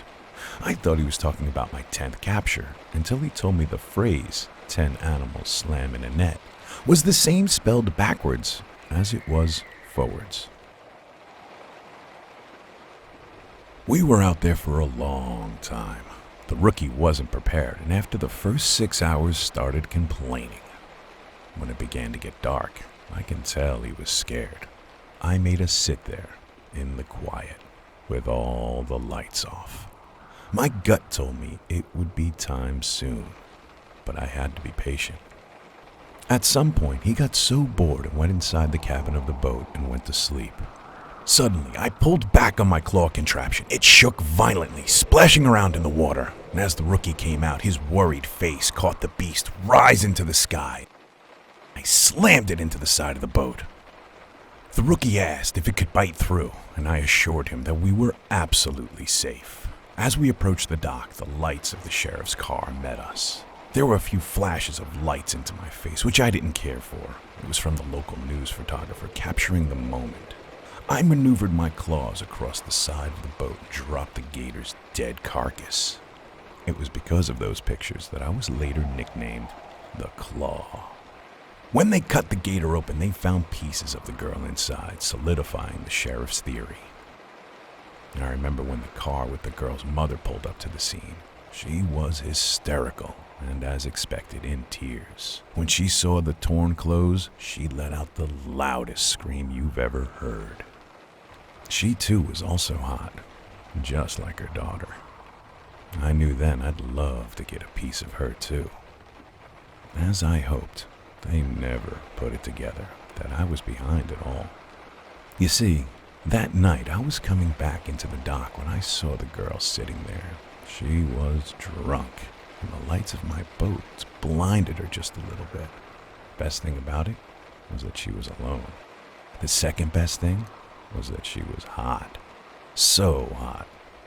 Yeah, maybe that was the best thing. I hadn't really thought about using my claw contraption actually to capture a person before, but here sat the perfect opportunity. I think she was in shock. When she was in the net, she screamed, at least until I slammed her against the side of the boat. And I went out into the middle of the glades where screams, no matter how loud, can't be heard. After I had my way with her, I hunted for a gator. I found a large one. I threw him into the same net as the girl. It was a perfect, instant match, as its teeth snapped at her head. I really didn't care to watch the rest, as I'm not a fan of the sight of blood. But now with her disposed, and the gator in tow, I headed back to the dock. I was going to dispose of the gator when the sheriff came calling, much earlier than I expected. So, Back out in the glades, I merely waited for Mr. 10 Animals Slam in a Net to go to sleep. And presto, my perfect alibi was in the boat. I became the hero of the moment for killing that gator, which is good, as everyone drops their guards around heroes.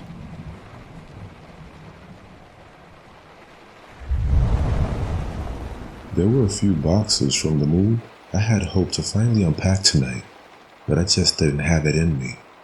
After work, I went to the gym, then traffic was hellacious, and I just wanted to eat, shower, and crash. I'd finish unpacking tomorrow. I've been here a week, and I'm still getting used to the creaking and snapping the house makes. I laid in bed, watching a few scary stories to tell at night on YouTube. My favorite channels are The Zombified and Stranger Stories. They're both awesome. I fell into a deep sleep a bit after 11. It would have been sooner, but a stray Maine Coon tomcat I affectionately dubbed Romeo was outside meowing, calling for a hookup. I wasn't hating though. We're both a couple of single cats looking for love. I'd leave a can of tuna for big old Romeo whenever I saw him. I always wanted a cat, but was never keen on taking allergy medicine. An hour or so later, the phone rang. Who could be calling at this hour? I sluggishly rolled over and picked up the phone. I answered hello. I remained quiet for a few seconds. I could hear a slight weird breathing and answered again. Hello? Who is this? No one answered. I hung up, rolled over, and fell back asleep. The phone rang. I looked at the time. It was 1 a.m. I rolled over and picked up the phone. I answered, hello? I heard a slight breathing again and said, look, whoever you are, it's late and I'm trying to sleep. So if you have something you want to say, do it already. Nothing. Not one peep. I hated living and sleeping alone. I hung up and returned back to sleep. The damn phone rang again. I wanted to answer it, but I couldn't move. I so desperately yearned to say what the, but I couldn't speak either. Only my eyes could move, and the clock read 2 a.m. I began to panic. Breathing was difficult, like something heavy was sitting on my chest. I stood that way, paralyzed in horror for an hour. I've had night terrors, but never sleep paralysis, though I've heard strange and creepy stories about it. Pretty scary stuff. Could this be sleep paralysis? Or was I having a really frightening nightmare? At 3 a.m. I was finally able to move again.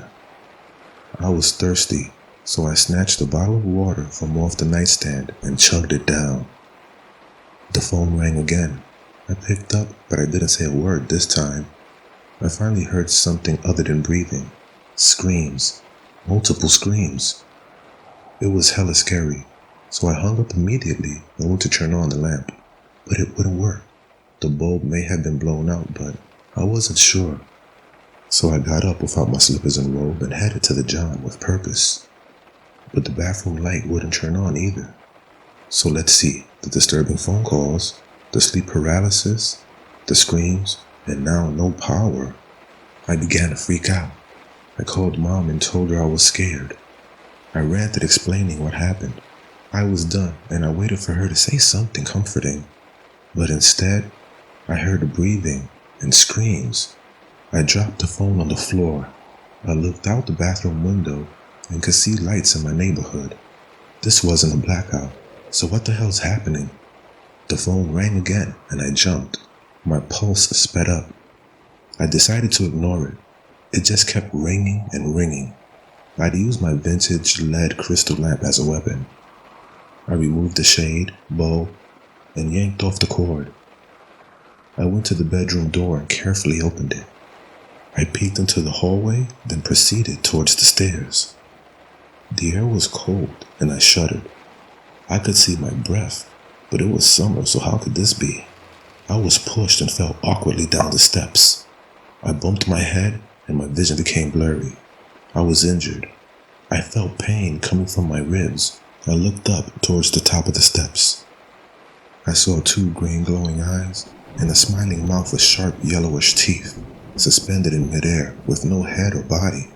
I got up, wincing in pain, and walked into the living room. The windows opened seemingly by themselves. A gust of wind entered, tossing things about, me included, as I mercifully landed on the sofa. The phantasm was almost upon me. I thought of my family and friends, how they'd find me, and how I loved them all so much. The evil apparition was no more than 6 feet away now. I felt pending doom. Something jumped in through the window. I heard hissing sounds. It's Romeo. The wonderful boy was trying to protect me. I looked over at the sinister entity.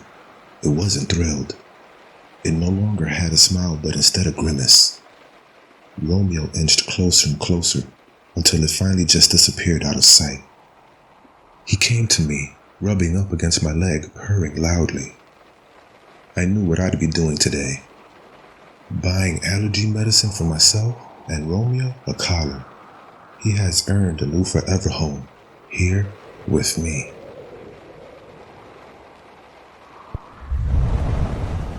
It was the middle of summer, and my parents had left for the weekend to go to our house in Cape Cod. It's about a 2-hour drive away, so it's no big deal for them to leave me alone for a few days. My mum had made some pulled pork and pasta for me to heat up to eat whenever, and I had some money if I wanted to order a pizza. Things were all good. The first night I was alone, I stayed up till 3 in the morning playing Xbox, so I woke up really late the next day. I checked my phone when I woke up, and saw it was a little past 1. I'd made plans to play some street hockey with friends at 3, so I threw myself out of bed and stumbled into the shower. I take really long showers, so when my parents are gone, I go mental. I was in there for about 45 minutes, on my phone scrolling through Reddit and Twitter and whatnot, when I heard my front door open. The bathroom is directly up the stairs from the back door, and the thing is pretty loud when it opens and closes. I immediately froze, since obviously I was supposed to be alone. I waited for about 2 minutes, ears trained in trying to hear anything else. Nothing. I figured it was just the wind, or maybe my parents were home early. So I turned off the shower, wrapped my towel around myself, and slowly walked down the stairs to check it out. So, the stairs to the kitchen, where the back door is, are pretty tight and walled in, so I can't see into the kitchen when I walk down. Even though my house is old as shit, and each step on the stairs makes a super loud creak, I still took my time and tried to be as quiet as possible. I probably took 45 seconds walking down all 12 of the stairs. So, when I get to the second to last stair, right before I could see around the corner into the kitchen, I take a little breath to compose myself. In my mind, I knew I was being stupid. There obviously wasn't anything in the kitchen. There's no way I wouldn't have heard another noise, and there's no reason for them to still be in the kitchen even if they were burglars or there was something in the house. After sort of mentally chastising myself for being such a wuss, I kind of chuckled to myself for being so stupid, and just normally walked the last 2 stairs and turned the corner into the kitchen. Standing about 2 feet away from me, in the middle of my kitchen, is a man staring straight at me, perfectly still, with a massive smile across his face, just staring at me. The thing I remember most vividly wasn't his face or his smile, but his arms. They weren't just at his side. He held them in the strangest, most abnormal position I've ever seen. They were where one normally would hold their arms, but he'd rotated them to the point where they were almost completely reversed, as well as lifting them up and a little behind himself. I don't know why I remember this so much, but it's just the most demonic, abnormal position I've ever seen. Honest to God, I think I almost had a heart attack right there. Looking back, I can realize how freaking creepy this situation was. But in the moment, I just took a step towards him and punched him as hard as I could in the jaw, sort of half slapping, half pushing him towards the ground. The second I connected, I beelined up the stairs, dropping my towel in the kitchen with my heart beating out of control. I sprinted into my room and locked the door behind me. I quickly put a chair up against the doorknob, like you see on TV. Almost without thinking, I immediately called 911 and, nearly in tears, told the operator what had happened. As I sat on the floor of my room, in practically the fetal position, staring at the door, praying that a cop would soon be here, I noticed the light coming from the gap between my door had stopped. The fucker was standing outside my door. There are no words to describe the feeling I had. I was paralyzed with fear, watching the shadow across the bottom of the door shift in tiny ways. I stayed balled up, staring at the gap, praying the man would go away for what seemed like an hour. All the while, the 911 operator was asking, "Hello, sir? Sir, are you there? Hello?" I didn't want to make a noise, and even if I had wanted to move my arms to bring the phone to my mouth, I don't think I could have. Eventually the light returned to the gap and I heard the faintest of footsteps, slowly creaking the wooden floorboards as he walked down the hall. It was silent for minutes, as I just sat there curled up, unable to even speak. I heard banging on the front door and the sound of 2 officers entering my house. I finally felt safe, and I opened the door to the 2 of them standing there. Well, I almost cried. Nowadays, my parents don't even leave me home alone anymore, thank God. And I check every lock on the house before going to bed. I still get nightmares occasionally, and my heart starts racing whenever I see someone standing still. But I'm doing all right. Even working with sketch artists and a few lineups, the police never found whoever the fuck was in my house. And that sends shivers down my spine every time I look outside, half expecting to see him standing across the street smiling under a lamppost. I have no idea what he wanted or who he was, but regardless, let's not meet ever again. I'm the manager of a retail store, and on the morning in question, I was covering for my opener who was on vacation. I normally work a mid-shift, so this was a nice change up for me to get off a little earlier. We work for a national chain, but the store is smaller, so the staff isn't that big. Only 3 of us during the day. Opening, mid, and evening. We switch it up to help cover vacations and family events for the rest of the team. The store opens at 7, and we had been open maybe 15 minutes before a car pulls up in front of a neighboring shop. We were the only store that opened that early in the complex, so I just assumed that they were there for us. A very skinny African-American gentleman gets out of the car. He was in his late 60s, with wiry hair and decked out in denim. His face was sunken in, and he was wearing thick glasses. I had seen him in our store before, but he never really does much, mostly hangs around and mutters to himself. He has hit on my morning girl a few times, who is a small Latina lesbian, and very open about that. All in all, he seemed pretty harmless. She even took his small advances with good humor. On this morning, though, he seemed a little extra out of it, and walked around his car looking around, checking the doors more than a few times. Finally, he opens his passenger door, takes something out, but doesn't close the door after he's done. Turning around, I see he's holding a pair of, get this, handcuffs. He tried to conceal them in his hand after, and I see one of the link is open. I grabbed a box cutter from under the register that we use for deliveries and put it in my pocket. I just don't like the feeling of all of this at all. He then turns and walks to the door and makes eye contact with me. He looks surprised. Like I said, my female employee is the normal morning girl. He walks back from the door and looks around the store through the other windows, almost in a panic. He then looks back at me and almost glares.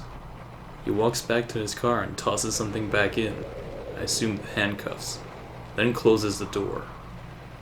Walking into the store and with a much less angry face, he looks at me and asks, Is that your only bathroom? And points at the one restroom we have. I nod and say that it's out of order at the moment. He nods back, walks in front of our counter, looking around more, then back to me. Only you today? I tell him that it is, and ask him what I could do for him. He just shakes his head. Nothing. You can't do anything for me. Then walks out and drives away. When my employee came back from her vacation, I asked her about him. She said that he had been giving off a creepy vibe as of late, and asking her a lot about her family and where she lived. I didn't mention what had happened with him. I just told her she was done working alone on mornings and that I would be working them with her. I contacted my national security guy and explained what happened. He gave me permission, if needs be, to ban him from the store. That was 6 months ago, and I have yet to see him again. I hope I never do.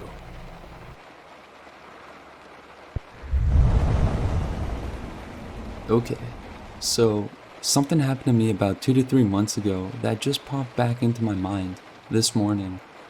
Now, I'm not one to believe in the supernatural, but this stuff has no explanation whatsoever. So, a bit of backstory. I'm a male, and I live in the middle of pretty much nowhere in New Hampshire on a 93-acre farm, where the only bad thing that's happened is a woman being stabbed. Anyways, back in June, I was doing my normal run involving feeding pigs, cleaning out pens, etc.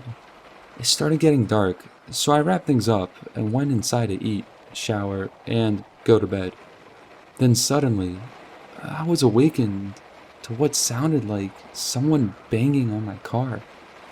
So I opened up my window to go look and was surprised to see nothing except for a dent in my hood.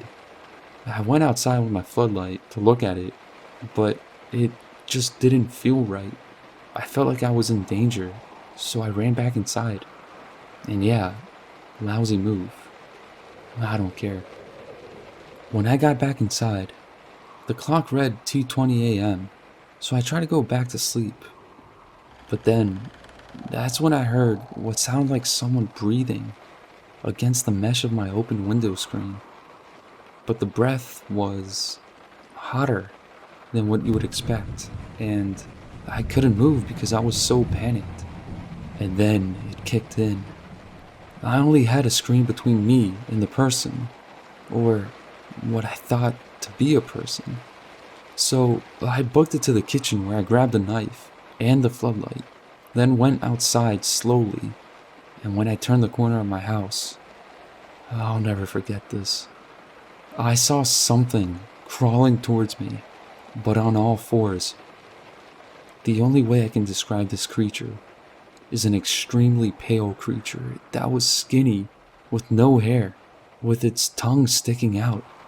But this tongue wasn't human. It was long and with a skin-eating grin. And when I saw this, I ran to my house, locked the door, and hid in my bathroom till sunrise. I don't know what this was, but I do know 7 of my chickens were missing, and all I could find were feathers and dirt dug up. I was reminded of this after I found a decomposed chicken in my woods earlier today.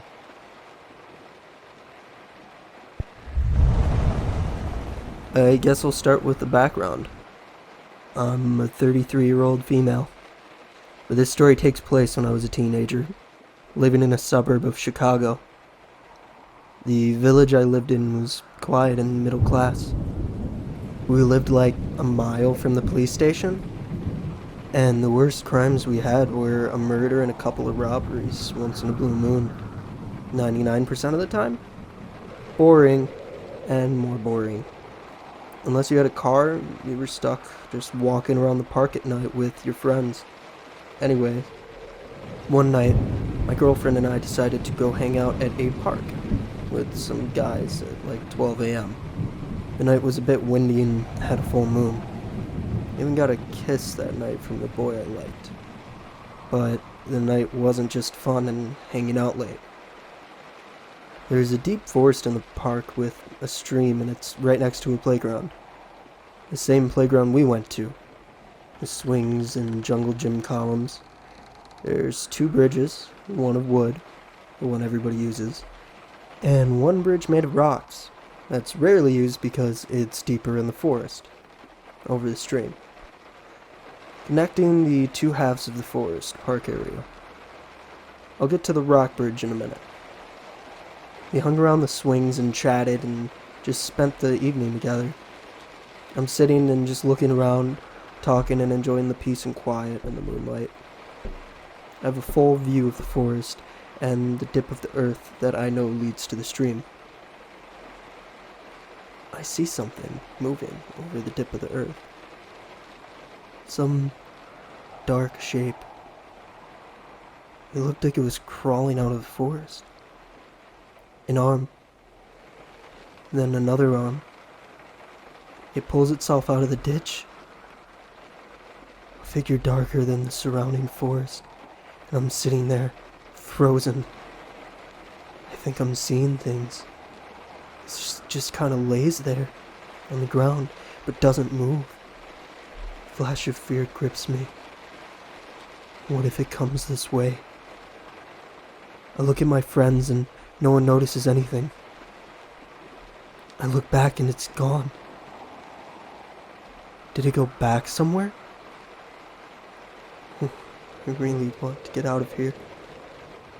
Then one friend asks, "Did you guys hear about the urban legend of the rock bridge over the stream?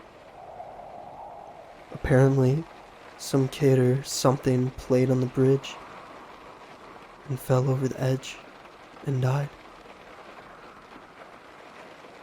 What a thing to say after what I just saw. But I didn't ask anyone anything and just pretended I didn't see it. But the experience stuck with me. I never talked about it because it must have been my imagination. Things like that only happen in scary movies. Right? But I rarely went to that park after that. And Black Thing, if you were real, I hope we never meet again. Who knows what would have happened if you saw me the same time I saw you? I haven't been able to sleep since last night. I wasn't sure to post about it because I've been trying my hardest to think of some sort of explanation. But I can't. I'm scared. Please, somebody help me with this. Here's what happened. I got home from work. It was a pretty busy day, so I just wanted to microwave a Hot Pocket, lay down, and just maybe watch Netflix or something. It's about midnight at this point. Now before I go any further, I want to inform you that I have a home security device implanted around my home. When the front door opens, it lets out 3 beeps.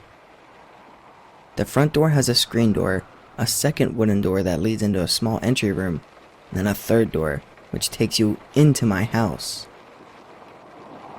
So I'm in the kitchen waiting for my microwave to finish up, when I hear my front door open, and then the security started beeping.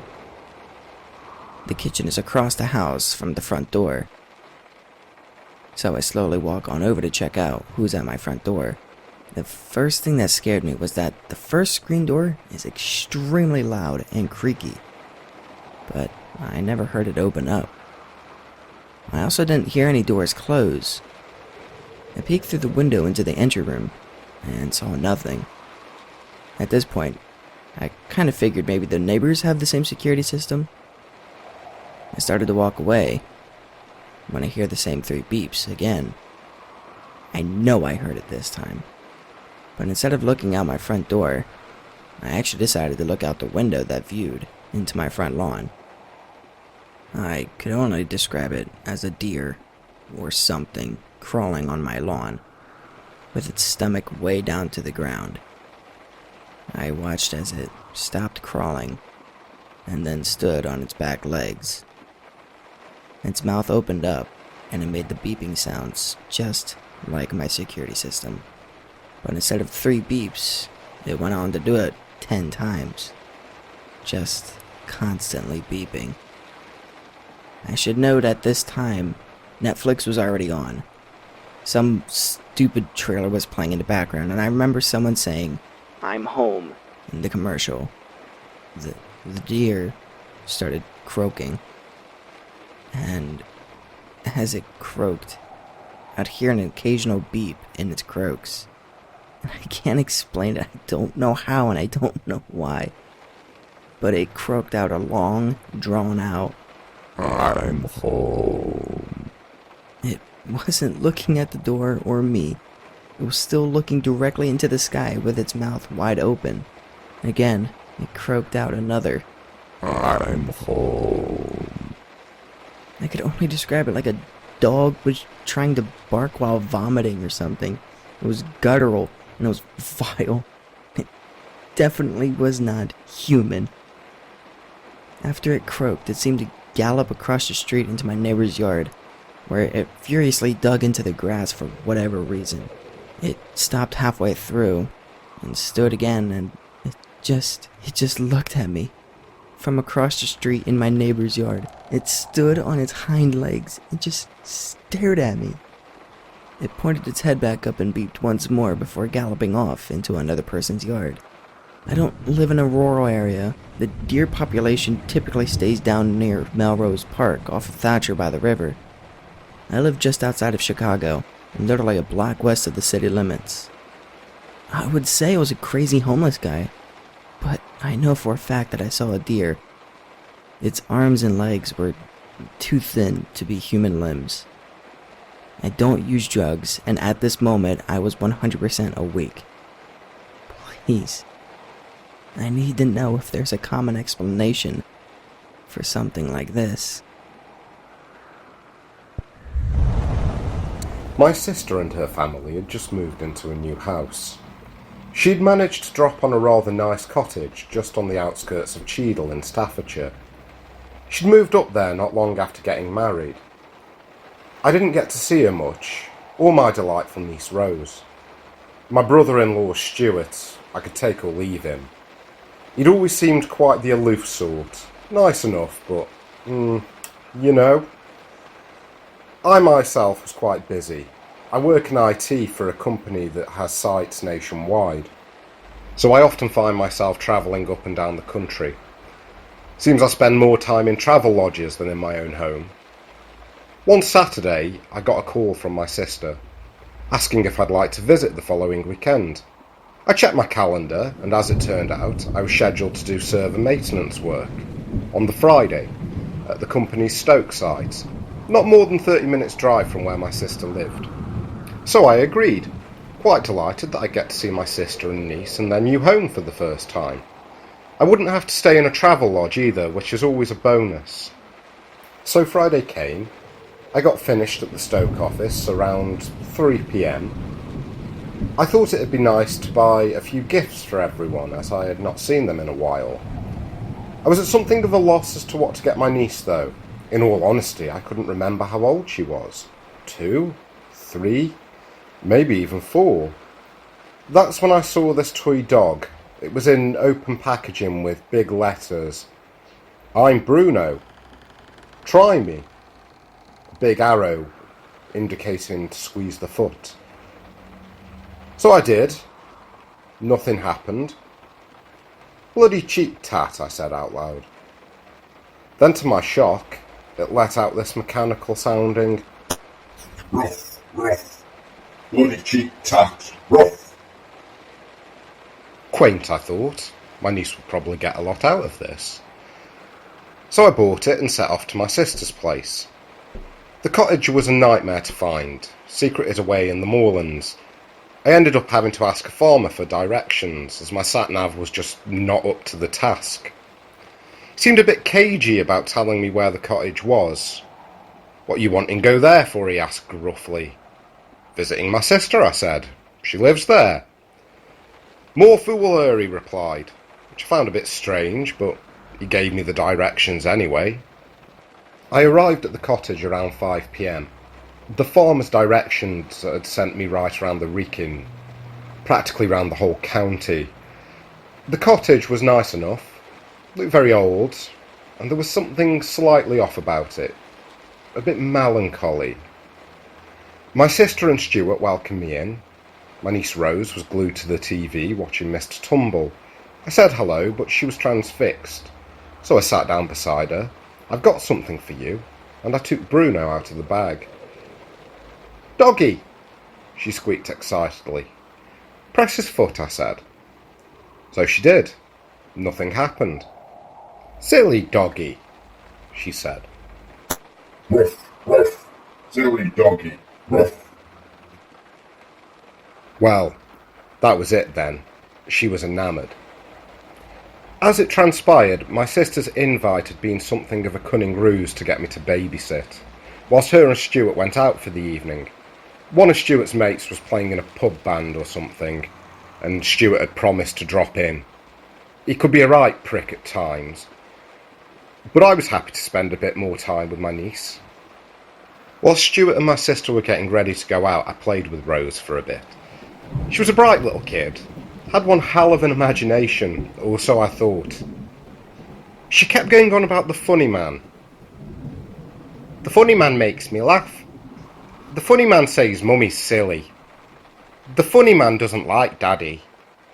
The funny man was pretty switched on, I thought. Then she said something that seemed a bit strange. "The funny man is sad sometimes. I don't like it when he's sad. He cries, but he only has one eye. Red comes out sometimes." Of course, I put this down to childish fancies. Stuart had probably been watching horror films while she was still up. Seemed something he'd do. He could be really careless. They left around 8 p.m. My sister put Rose to bed. Stuart mansplained to me about how to use the television. Not like I work in technology on a daily basis or anything. He'd at least left a few beers in the fridge for me, which was something. So I found something half decent on the TV, cracked open a can, and settled in for the evening. Somewhat tired, I felt myself dozing off. Then I heard a noise that gave me quite a fright. Ruff, ruff. I chuckled to myself. It was only Bruno. You. Ruff. I looked around thinking Stuart was back and playing some kind of joke. Ruff, ruff. You ain't nice. Ruff. Seemed Bruno was malfunctioning. Probably something to do with the factory settings. Maybe it had picked up some audio at the shop I'd bought it from and stored it. My mind grasped for explanation. Ruff, ruff. You ain't nice. Ruff. "Oh, fuck off," I said, picking up the dog and switching it off. Ruff, ruff. You don't like my eye. Ruff. What the hell? I turned it off. Maybe there was a loose connection somewhere. I frantically turned it over, scrambling to get the batteries out. Ruff, ruff. Look me in the eye. I looked up, and looming in front of me was a tall, shadowy figure, dressed in 17th century clothing. His face was livid, one eye a bleeding mess. Then everything went dark. I don't know when I came to, but when I did, I found myself staring up at my sister. She looked royally pissed off. What the bloody hell happened? All I could say was, "Bruno?"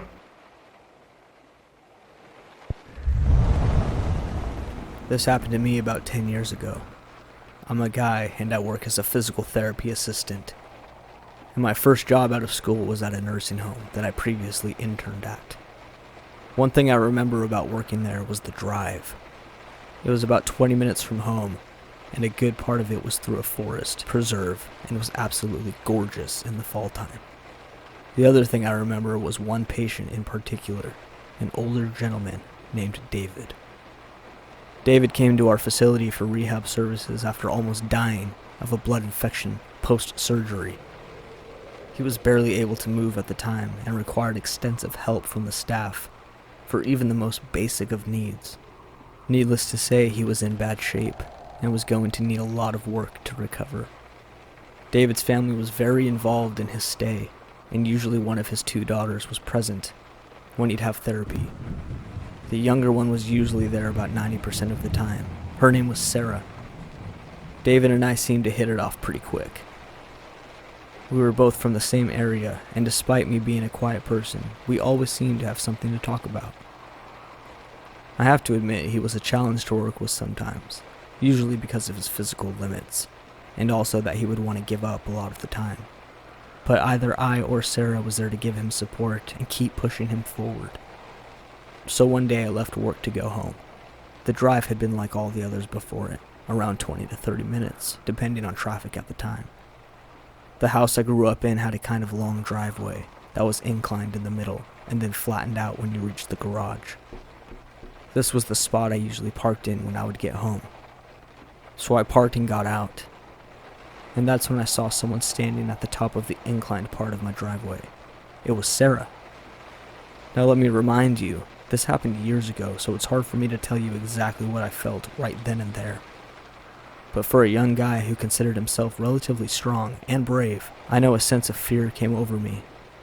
Added to shock, I had no idea she'd followed me all the way home, and for a larger woman, had made it up my driveway in no time. I didn't remember being in my car long after I'd shut the engine off. So my car was on the left side, and a metal fence was on my right. Behind me was the garage door, which was closed. Sarah and I just looked at each other, like we both immediately knew this was wrong. And after a bit, she started to walk towards me. I'm pretty sure I hadn't moved a muscle yet. Sarah spoke, but all she could do was spit out a few words at a time. Would you, ever want to? I remember her half smile mixed with a look of guilt as she spoke. I can't. That was all I could say. I guess she was asking me out, but who really knows? There was an awkward silence for a bit before she spoke again. I'm sorry. She just repeated it and then turned and went back down my driveway.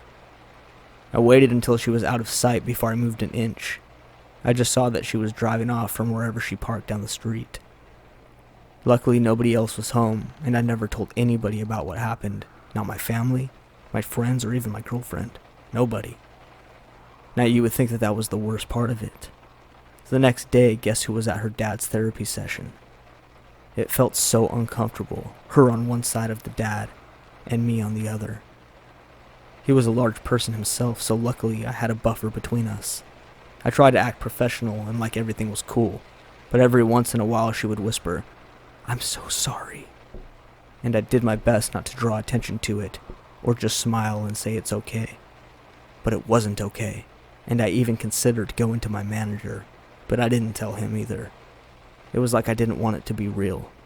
Eventually, David left our facility. He had made a remarkable recovery and was able to leave on his own using a walker.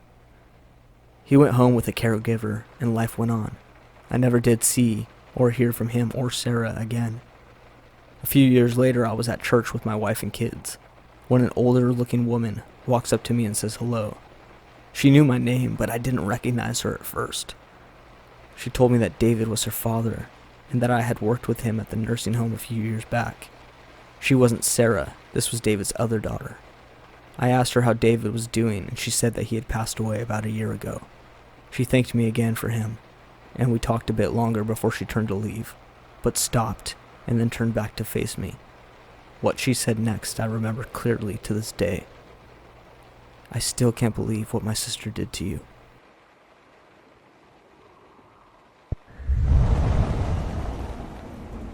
Tall man. Creak. The first step on the stairs cried. Frank had waited for this moment. The night the tall man would come. He closed his eyes and listened. Thud. The third step smacked against the riser. His right arm shook, and he steadied it with his left hand. Fear and anticipation licked at his heart. Flutters erupted in his stomach, and he wondered if he could go through with it. Thud, creak, thud, creak. 4 more steps to the door. Frank's skin burned, his blood coursed, and spread the fire of anger throughout his body. His arms stopped shaking, and the butterflies fell cold in his gut. Ping. The loose pin on the door popped as the tall man inched the door open. Frank rose from his squat in the dark. He peered through the crack that served as his vantage of the room beyond. Scrape. The tall man's jacket brushed ever so slightly against the door frame. Frank watched the tall man enter the room and slink across it with the grace and stealth of a prowling tomcat. The tall man, true to his name, stood 6.5 feet tall, head to toe. Black concealed every inch of his frame.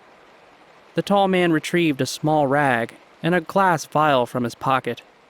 He poured the contents of the vial upon the cloth.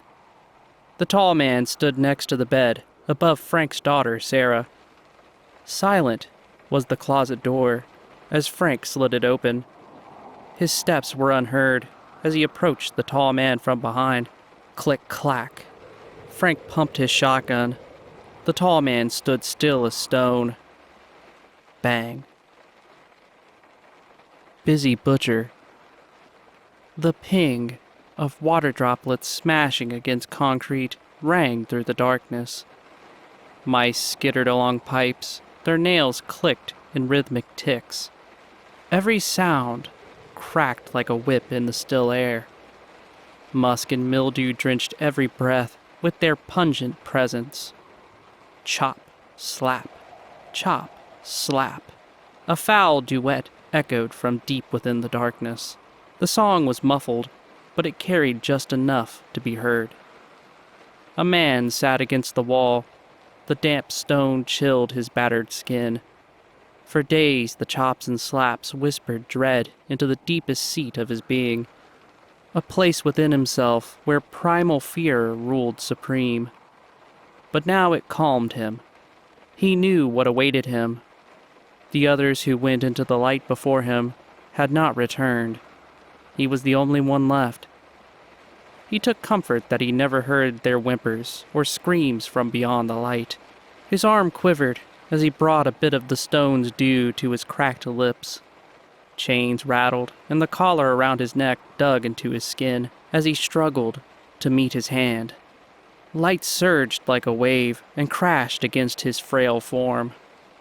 His eyes retreated from the radiant force behind sunken lids. His time had come. Marcus. The voice was calm and sweet. It held the warmth and vibrance of the sun. Home crept to the forefront of his thought. A little cabin just off the beaten trail in the backwoods of Kentucky. He remembered the smell of honeysuckle and the dance of fireflies in the night. Fear shredded like darkness in the light, and acceptance lifted the last heavy stone from atop his shoulders. His eyes opened. Brother's woe. Oliver's flashlight cut through the shadow of night and basked the trail ahead in a cone of light. On either side of the path, the gnarled trees stood watch. Their twisted branches hung above his head, their bony fingers suspended just above his jacket's hood. "Tommy, where are you?" His voice met no response. His words melted into the darkness and died. "Come on, this isn't funny. You're going to be in big trouble when Mom finds out you were playing in the woods again." Oliver knew he would be in just as much trouble. A twig snapped as something scurried through the underbrush next to his right ankle. Oliver's heart raced, and goosebumps broke out on his skin. He patrolled the light along the side of the trail and saw nothing. "Oliver!" A whisper broke the silent air behind him. "Tommy?" He turned around. Tommy peered from behind a tree several yards off the trail. "Come on, Booger. It's time to go home." Tension released its grasp on his heart upon finding his brother. Tommy squealed playfully as he ran into the darkness in stark defiance of his older brother. "Get back here!" Oliver yelled. He sprinted after Tommy. The path he traced weaved between the trees and rocks with no rhyme or reason. No matter how fast he ran, Tommy was just out of reach. Tommy wasn't hard to follow. His red and white striped sweater stuck out against the dark woods. It was all wrong. Tommy had never been nearly as fast as Oliver, and he was a huge chicken to boot. He still slept with a nightlight to keep the monsters away. Oliver chased his brother into a part of the woods he didn't recognize. The trees bordered a small lake, its water still. Fog rolled into the woods, and wrapped around Oliver's ankles. Tommy stood on the bank looking out over the water. Beside him was a woman. Her hair was black as night, and her green dress billowed like the fog encircling them. "Tommy, who is that?" Oliver's voice cracked. His heart pounded so hard he could feel it in his fingertips. Tommy didn't make a sound. He remained planted in place, like one of the many trees around them. "Ma'am, I need to take my brother home now. Thanks for finding him." His voice betrayed him. It quivered and quaked. Something wasn't right about this strange woman. He could feel it. Oliver took a step forward. Twig and leaf crunched underfoot. She took Tommy's hand, and they skid across the surface of the water like they were skating on ice. Oliver ran to the bank. "Let go of my brother!" He picked up a rock and chucked it at the woman, but they had already reached the center of the lake, far beyond Oliver's range. "Stop!" he cried. The woman's head spun around to face him. Her face was twisted into the most sickening smile Oliver had ever seen. Her eyes glowed yellow through the mist that now slithered up and coiled around them like snakes. "Tommy!" Oliver called a final time. The woman's jaw dropped to her chest in a blink. Her scream, shrill and cold, split the air and filled the night. Tears streaked Oliver's cheeks. Fear drove him beyond words, beyond screams. Tommy didn't flinch. He didn't make a peep. Oliver kept his flashlight trained on his brother. Unsure of what to do, he just stared on. For a moment, his flashlight flickered. For that brief moment, the world was drenched in complete darkness. When it came back on, the woman was gone. The fog cleared, and as it melted off the surface of the water, Oliver's silence broke. His cries rang loud. True manifestation of fear in turmoil erupted from him like a torrent. In the middle of the lake floated a red and white striped sweater.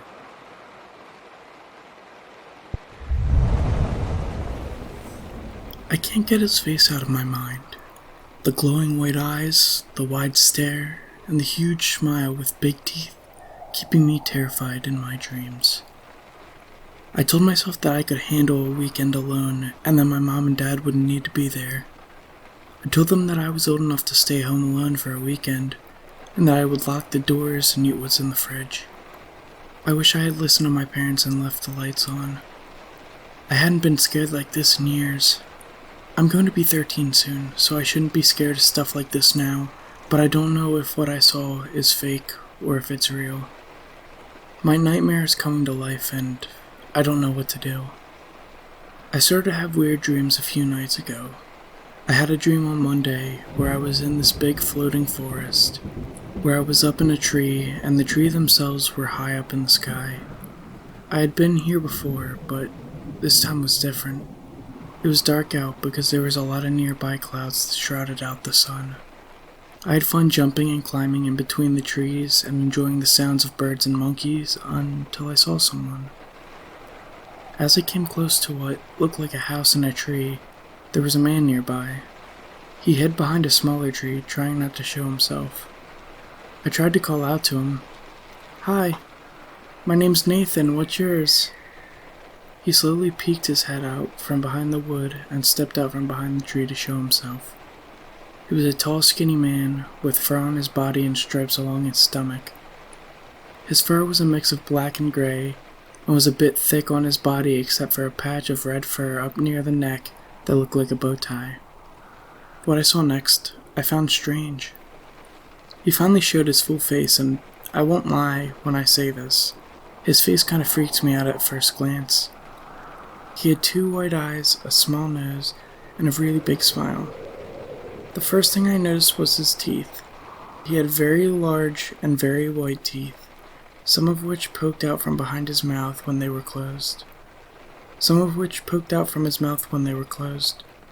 I didn't see his ears, but I could tell he heard me after he started to talk.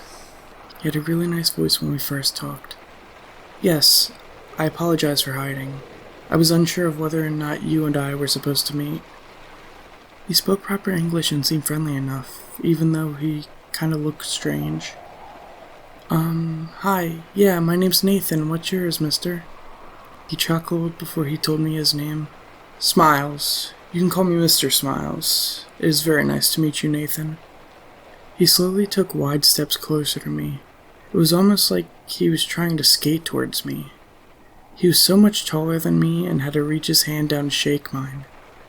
His hand was soft as it grabbed mine. I couldn't help but smile as I looked up at him. Even with his teeth, he looked very friendly up until I looked all the way up at his face a second time. I felt my hand being gripped by his as his white eyes became wide. His smile widened with his eyes and revealed a second row of teeth behind the first that began to shake as his mouth opened. Thank you, Mr. Nathan. It is time for breakfast. Right as he was about to bite down on me, I woke up in my bed in a hot sweat, wondering what the heck the thing was that was trying to eat me in my dreams. I went to school the next day and felt bored during class, so I decided to doodle the appearance of Mr. Smiles. The form of Mr. Smiles was the form I called the gentleman's form, because he looked like he was wearing a weird suit with his fur. I always found myself drawing what I dreamt about the night before in history class because it was so boring. Mr. Smiles was an interesting thing to draw. As scared as I was when he tried to bite me in my dreams, he just felt like he was only a part of my dream. I later realized he wasn't just a part of my dream. I had another dream Tuesday night, only this time I was in a dark forest on the ground. I didn't know where to look, but the sound of owls kind of freaked me out. I walked on for a little bit until I saw someone who was tall in a long, dark coat in the distance. I looked a little harder at the face that was looking at me and realized it was Mr. Smiles. Part of me was telling me not to get closer to him, but I decided to get closer because I still thought that this was all part of my dreams. He started out by getting closer with his big coat and hat on, just covering the edge of his eyes. Hi there, Nathan. Good to see you. I was hoping to run into you again tonight. Do you happen to know where I could get a bite to eat? Right as he said this, he started lunging for me, flinging his jacket open and revealing his two long arms extending out to reach me. I started to run away, hoping there was somewhere I could go, but Mr. Smiles managed to trip me up by throwing his hat and tripping me over it as it landed in front of me where I was running. I turned to face him and woke up right as he was about to bite down on me again. This version of Mr. Smiles looked darker and less pleasant. He had the same voice as before but looked very different this time. It was almost like he was trying to hunt me down. He was looking for me in my dreams and wanted to eat me. I drew this new dark form of him in my journal in history class the next day, hoping to try and figure out why he was after me. I couldn't find out exactly why he was after me, but I didn't see him. Later on that night, on Wednesday, I went back into my dream and found myself unable to find either form of Mr. Smiles, the gentleman's form or the dark form. I found myself back in the floating tree forest up in the sky and was happy again in my dreams. The trees were pretty and the sky was bright with the sun, and the darkness from the clouds were gone. I slept well that night and woke up feeling great on Thursday. I drew the floating tree dream in my journal in history class on Thursday to help clear my head of what I saw. On Thursday night, I was back in the dark and creepy forest, but there was no sign of Mr. Smiles, or so I thought. The dream didn't last as long that night, and I woke up feeling weird the next day. I tried to draw out the forest to distract myself from Mr. Smiles, but I kept hearing his voice in history class. Come on out and play, Nathan. I want a friend to come play with me. Won't you be my friend, Nathan? I'm so very hungry. I did not see you earlier in the forest. Will you come back to visit me? I could use a snack. Could you use a friend, Nathan? I think we both deserve a bite to eat. I went to the bathroom after history class. I went to go and wash my face to try and wake myself up some more. The lights inside were off, but there were enough lights coming from the window for me to wash my face. I tilted my face down to wash it, and as I lifted my face up in the mirror, I saw Mr. Smiles in the corner of the bathroom near one of the urinals, wearing his coat and hat. Hey Nathan, I've been looking for you. I ran out of the bathroom as quick as I could and shut the door behind me. I went off to my classroom hoping that I wouldn't be followed. I tried to forget about seeing him earlier in the bathroom, but I couldn't get his voice out of my head all day. I was afraid to watch my parents leave to go on their 3-day vacation, but I didn't want to feel like I was getting in the way. My mom asked me if I was okay being on my own, and I told her that I would be fine. My father was less convinced, so he told me to leave the lights on. I should have listened to him. The one thing that Mr. Smiles never did was show up when the lights were on. I went to sleep that night and tried to fall asleep, but as soon as I fell into my dream, I found myself back in the forest again. I immediately tried to find something familiar and head to it instead of looking for Mr. Smiles. I found an old wood house and tried to run to it. I knocked on the door hoping for it to open, but right as I knocked a third time, I began hearing knocking from my front door. I went to the side window to see who it was on the front door and saw it was my Aunt Stacy. She was trying to call me from outside the door. I looked at the clock to see what time it was because I thought it might be a trick. It was 9 p.m. and that was really my Aunt Stacy at my front door. "Nathan, it's me, your Aunt Stacy. Your mother called me and asked me to come and check on you. She told me it was okay for me to stay the night with you. Are you okay with that?" I was about to tell her yes until I saw him again. Mr. Smiles. The only thing was, this time, he looked terrifying. His hands were shaped like claws, and the coat was gone and revealed a long, jet black body with fur that covered him everywhere and hid him mostly behind the tree in my yard. His white eyes were huge and his teeth looked like they were shaking as he stared at Aunt Tracy. I didn't know what to do. I didn't want to let Mr. Smiles in, but I didn't want Aunt Stacy to end up hurt. "Run, Aunt Stacy. It's not safe. Go to your car and get out of here, please. He's right behind you." Aunt Stacy was confused. "What are you talking about, Nathan?" But before I could tell her why, Mr. Smiles was right behind her. "Hello? My name is Mr. Smiles. Do you mind if I have a bite?" He then opened his big mouth and swallowed Aunt Stacy, biting at her waist and cutting her in half. I ran to my room and locked myself inside. I turned on the light and blocked out the windows. I should have let Aunt Stacy in. I should have done something other than scream and tell her to run. I keep hearing Mr. Smiles as I write this down. I tried calling my mom and dad. I tried to call the police, but nobody is answering. I don't know if this is a dream too or if it's real. If someone finds this, watch out for Mr. Smiles. Don't let Mr. Smiles catch you when he's hungry, or you might end up being his next meal. Jim stared at the house. There must have been a mistake. This couldn't be the place. He pulled the folded up advertisement from his pocket and read it again. Help wanted. Need 20 to 30-year-old man or woman for meal planning and preparation. Experience not necessary. Inquire in person at 239 Woodland Street. He looked at the house number, 239. And this was Woodland Street. It had to be the place. Yet, something was wrong. The house was in bad disrepair. The front porch was rotting and there were several holes. The steps leading up to the porch appeared as if the slightest weight might cause them to break off. And then there was the entrance. The storm door had mostly torn loose from its hinges and was barely hanging on. The main door was standing slightly ajar as if someone had gone through in a rush and forgotten to close it. The front yard of the place was littered with debris, pieces of wood and an old rusted red wagon that probably hadn't been used for many years, an old rocking chair lying on its side and other clutter. Jim hesitated. They must have gotten the address wrong. No one could possibly be living in a dump like this. He almost turned to go back down to the corner and wait for the next bus. But he needed the money, and the job might really be legit. It wouldn't hurt to go up and knock on the door.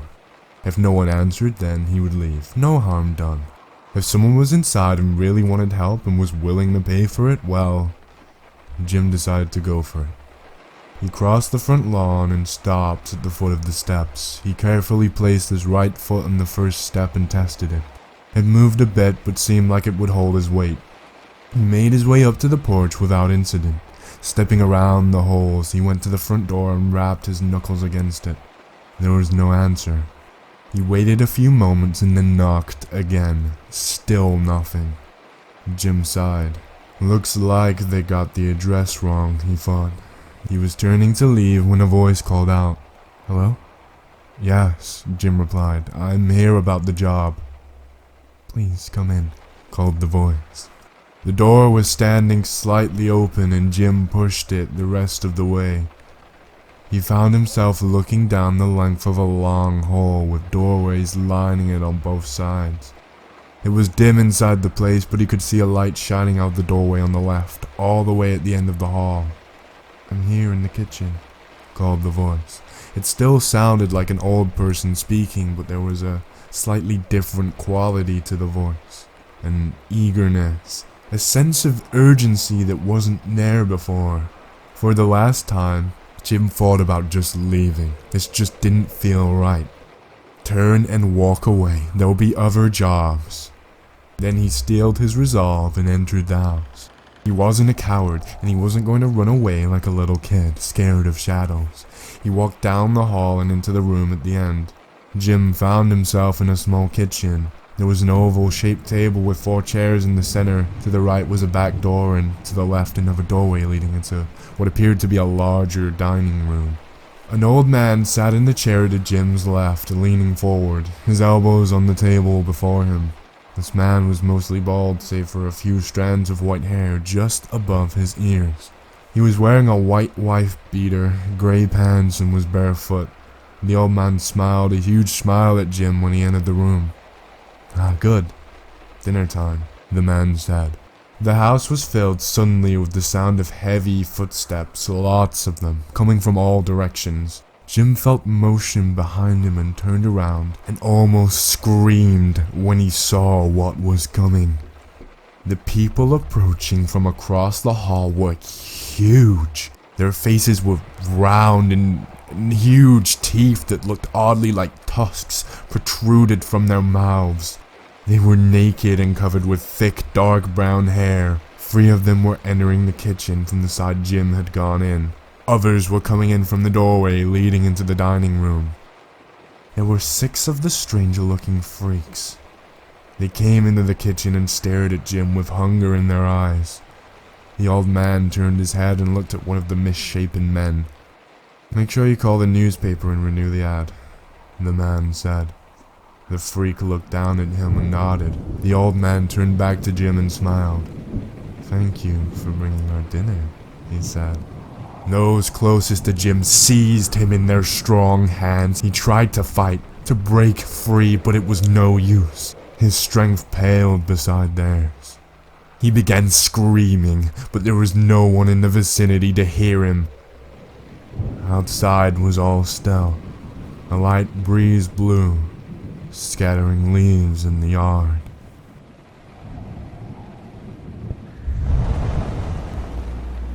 The Giant Spider is a true, scary story about 2 mysterious deaths in an elevator. This tale was reported as a real incident in a Turkish newspaper, and it also appeared in a book about the unexplained. But there's no way to tell how true it really is. The event supposedly happened in 1990 in a part of Russia that is now in the Ukraine. In a bad part of town, the police were called to investigate a mysterious death. A man was found dead in an elevator. He was slumped against the wall, and there were 2 holes in his neck. His skin was pale white, and all of the blood had been drained from his body. The most puzzling thing about it was that there were no blood stains in the elevator, no fingerprints, and no signs of forced entry. Things took another bizarre turn 1 month later, when a 13-year-old girl was found dead in the same elevator with 2 identical puncture wounds in her throat. Her body had also been sucked dry of her blood. Rumors began to spread around the area that there was a vampire on the loose. The people who lived in the building were in a panic and refused to use the elevator. The police were under pressure to get to the bottom of the mysterious death, so they staked out the apartment. A detective and a sergeant were posted inside of the elevator, riding it up and down for days on end. Just on the third day, the elevator suddenly shuddered to a halt, and the lights went out. The two men were plunged into darkness. They pulled out their flashlights and contacted their colleagues by radio to let them know they were trapped. There was a long silence. Then they heard a strange click, click, click sound. It seemed to be coming from the roof of the elevator. Their hearts began beating fast as they realized something big was crawling around up there. That's when they noticed a hole in the roof where a panel has fallen away. The detective aimed his flashlight at the gap and had to fight back sheer terror when he saw something peering through. It was small and had a hairy head the size of a fist, with 8 black, shining eyes. The sergeant was claustrophobic and also had a deathly fear of spiders. He flew into a panic and dropped his flashlight. Suddenly, the enormous spider sprang into the elevator and landed on the sergeant's face, sank its jaws into his cheek, and started sucking out his blood. The sergeant was screaming, and, for a moment, the detective was paralyzed. Then, the detective took out his gun, aimed, and fired. The first shot blew off one of the spider's hairy legs. The sergeant stopped screaming, and his body collapsed to the floor. The wounded creature raced up the wall, and the detective could feel its bristly hairs as it rushed past him and escaped out the hatch. When their colleagues managed to open the doors of the elevator, they found a nightmarish scene. The sergeant's corpse lay slumped against the wall, and the traumatized detective was curled up in the corner. The army was called in, and they destroyed the spider with a flamethrower. But then they discovered that it had laid eggs at the top of the elevator shaft. Russian authorities moved quickly to hush up the incident, but news leaked out in a Turkish newspaper, which claimed the giant spider was mutated by the radioactive fallout from the Chernobyl nuclear plant disaster. The Russians denied this and claimed the story was an exaggeration. Is the story true? There's no way to tell for sure, but it's something to think about next time you're in an elevator.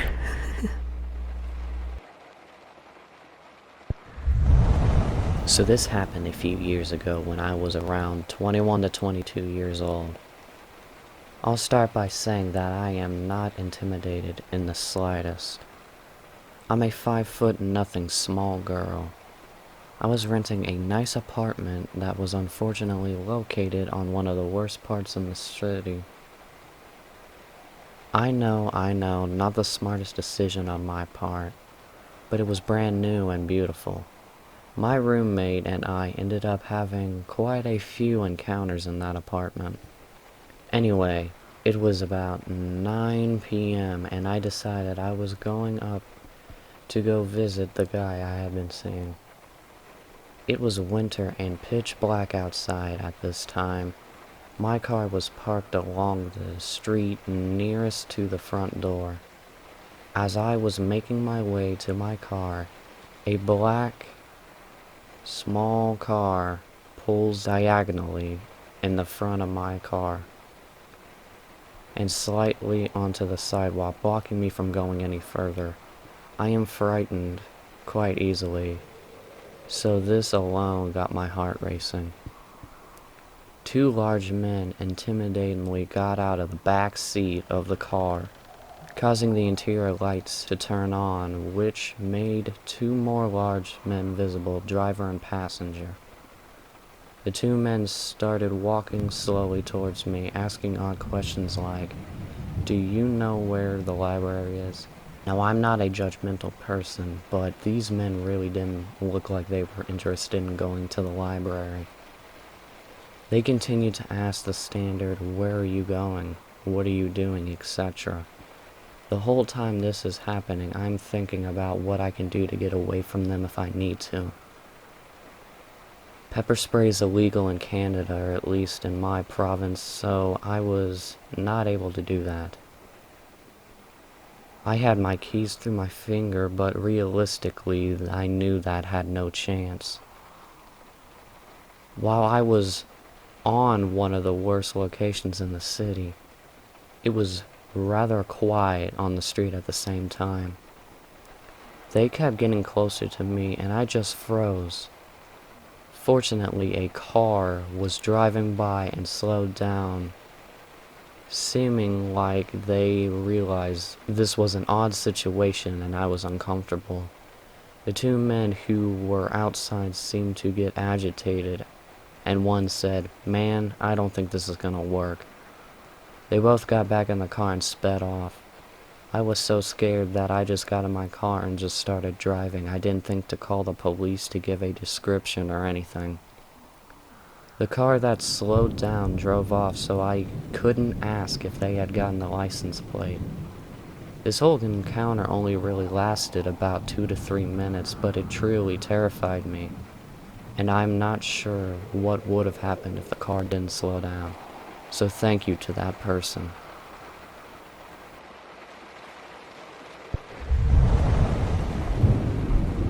The incident on Highway 1093. In my country, when I was 13, I witnessed an event that appeared to be the birth of an urban legend. The story I'm going to tell you came from my own experience, which I haven't told anyone for years. I lived with my parents in a small old house near Highway 1093, where people usually drove around 100 to 150 kilometers per hour. It was broad and always filled with cars, particularly in December before New Year's Eve. The closer you live to this highway, the louder you'd hear the annoying yet terrifying noises of the cars passing by. There was a supermarket on the other side of the highway that was very important for our lives. I must admit that at 13 years old, I was too afraid to cross the highway directly. Instead, my family decided to walk 500 meters to a footbridge that crossed the highway every time we went shopping. The locals, however, did not share the same fear of the highway and simply walked across. They made it look so simple. All they had to do was keep looking around and never stop walking. Until one evening in late November, a middle-aged woman was killed in a terrible accident while trying to cross the highway. I remember seeing people gathered in front of the suspected blue sedan, where her horrifying dead body was found. But I couldn't see her body clearly because there was too many of them. They said she was abruptly stopped walking, then struggled to pick something off the ground. At that point, it was too late for her to notice the oncoming automobile. Those poor people. Little did they know, she was just the first victim. From when I was born, an accident like this had never happened before, since locals were always extremely careful during such times. If they thought they couldn't make it across, they'd be willing to use a footbridge instead, just like we did. You might wonder, what was she trying to pick up? They found something on the ground at the exact spot she was hit. It was a coin. The innocent silver coin shone its reflection of the evening sun on my face while I gazed down at it. Despite only a quarter's worth, it was enough to throw someone's attention away from those accelerated cars. They took it off the highway. This is when things got creepy. Only a week after that, it happened again. The victim was a teenage boy just 2 years older than me. Same accident, same place. He had just arrived to celebrate the New Year's Eve with his family. Now he was gone, just like that, on his way to the supermarket. But this time I could see the body. It was something that stuck deeply in my memory. His eyeballs were rolling around, blood pouring from his face and bubbling in his mouth when he tried to breathe. Everything inside that boy's body was crushed. His parents were with him on the ground, screaming the most sorrowful sound I've ever heard. It was the sound of broken souls. They found a coin again, laying innocently on the highway, not too far from his body. It was the same type of coin from the previous accident, but I knew it was definitely not the same one. Some people said it was a sick prank. Some said it was just a coincidence. Anyway, the legend of this highway started to spread. Locals said it was cursed by either the first woman or something far more sinister. Some also said that they saw a boy trying to cross the highway at midnight. They described that he looked scared, so he was only walking back and forth along the side. But the thing was, he dressed exactly like the teenage boy who had died in the accident. After hearing this, it chilled me to the bone. A few days after the sighting, it happened for the third time, but even more devastating. An old woman who had just come to visit her family, like the teenage boy.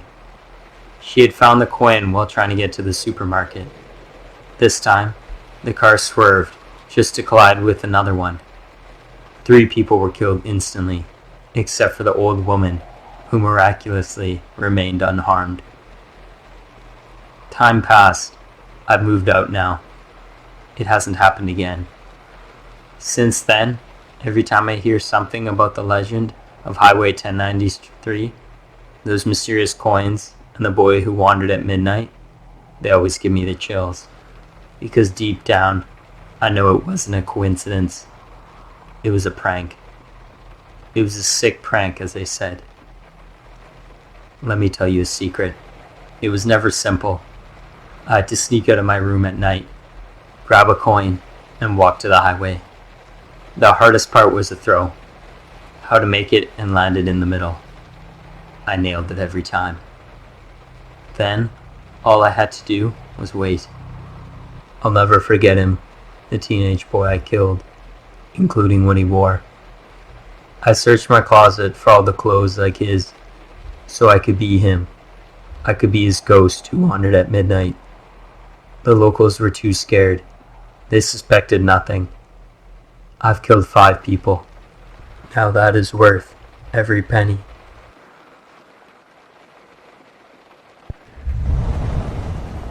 This particular event happened almost a year ago, sometime in mid-October. A couple friends and I drove out to visit an old friend of ours from high school, George, who now lived about an hour out of the city. We spent the whole day with him, and it was really late when we finally decided to start the drive back home. My friend Lisa was passed out in the passenger seat. She had had a few drinks and decided to spend the ride home asleep. My other friend Sam was sitting in the back seat behind Lisa and playing a game on her smartphone. I, of course, was driving. I was following the GPS's instructions back to the freeway. At that moment, we were driving down a dark street with thick trees bordering both sides. Everything was pretty peaceful, with the only sounds I could hear being that of the car moving along the road and the radio on low volume. Suddenly, my car let out a loud jolt, and it felt as if I had hit something. Sam let out a shocked scream while Lisa remained dead asleep. I slammed on the brakes and the car came to a halt. I was breathing heavily when I asked what the hell had just happened. Sam peered through the back window and gasped. She turned to me with an angry look on her face and shouted that I had just hit a dog. I looked through the back window and, sure enough, a dog was lying in the middle of the road a few yards behind the car. Sam is a pretty big animal lover, so I wasn't surprised to see her get pissed at me. She was about to open her door and rush to the animal's aid when I stopped her. Once I had gotten over the shock of running over a dog, I got a feeling in my gut that told me that something was off. I'm no braggart, but I consider myself to be a very attentive and safe driver. My eyes were on the road at all times, and I distinctly remember not seeing any dog in the road prior to the car's jolting. Yes, it was dark, but I was sure that I would have at least seen the dog in the headlights before hitting it. I looked through the back window and took a closer look at the dog, or at least as much as I could make out in the red light coming from my taillights. It was a fairly big dog, at least a golden retriever or something like that. One particular detail caught my attention. I could see the dog's tail wagging. Now, I'm no expert on the mannerisms of animals, but I was sure the last thing a dog would do after being hit by a car would be to wag its tail. After a moment of thought, I pressed my foot down on the accelerator and sped off. Sam snapped at me and ordered me to go back, but I told her that something was wrong with the whole situation. She continued to argue, but she fell silent as she turned back towards the back window. She asked, "What the heck?" with a shaking voice. I looked in the rearview mirror. Though it was dark, I was able to make out the silhouettes of 3 large figures emerging from the trees on the side of the road. The dog was now up on its feet and jumping around joyfully. The 3 figures looked in our direction as I pressed my foot down on the gas harder and sped off. Sam and I remained silent for the rest of the ride. It wasn't until a few days later that we told Lisa about it. We've been back to visit George a few times since then, but we always make sure to leave before sunset. Still, I dread to think about what would have happened if we had gotten out of the car.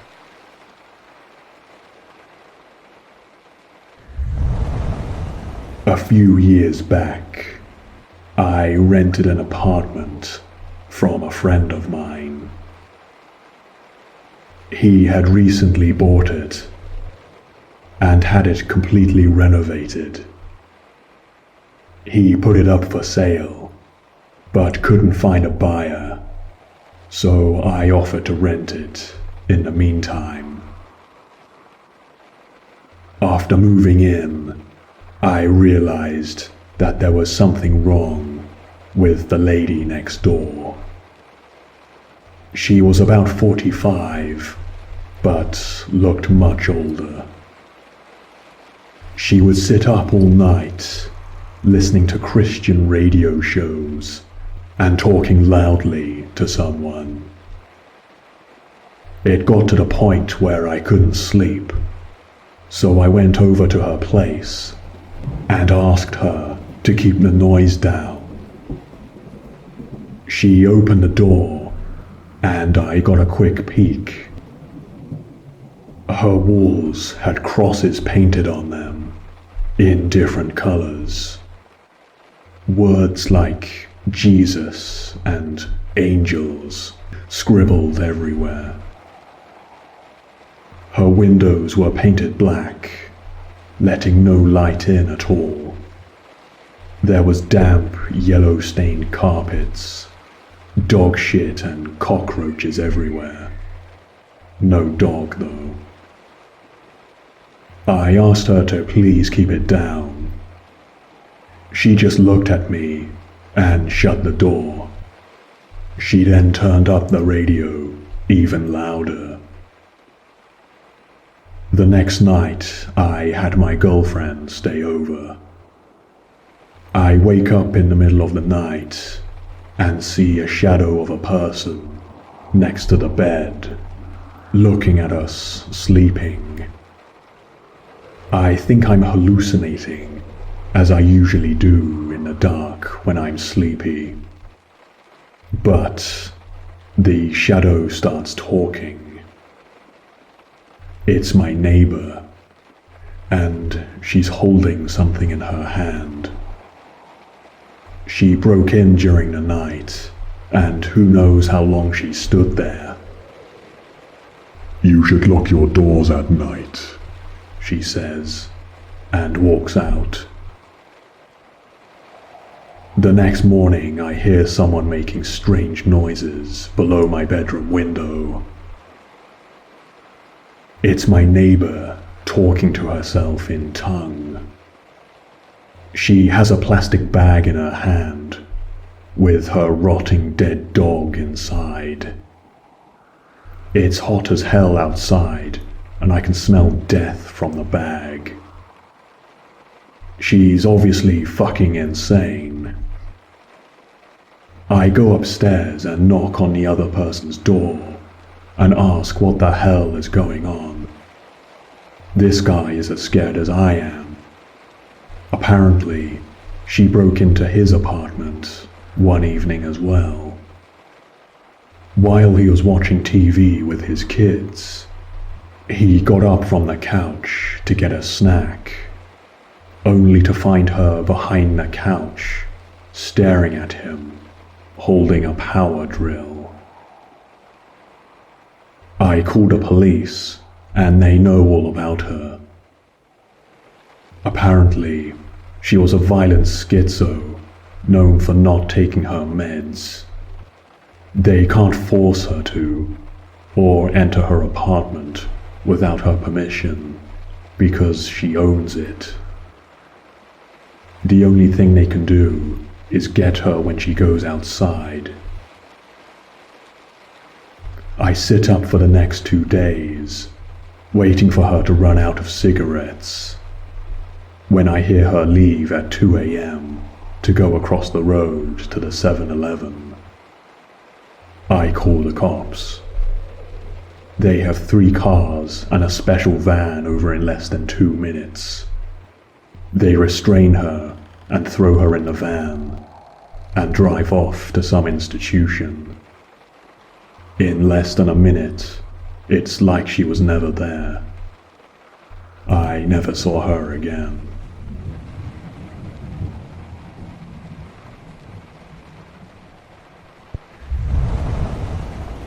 I'm glad to see you made it to the end of the ride.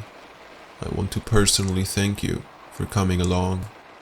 And in all seriousness, thank you for supporting me and this channel and growing together with it. I hope we meet again very, very soon. Good night.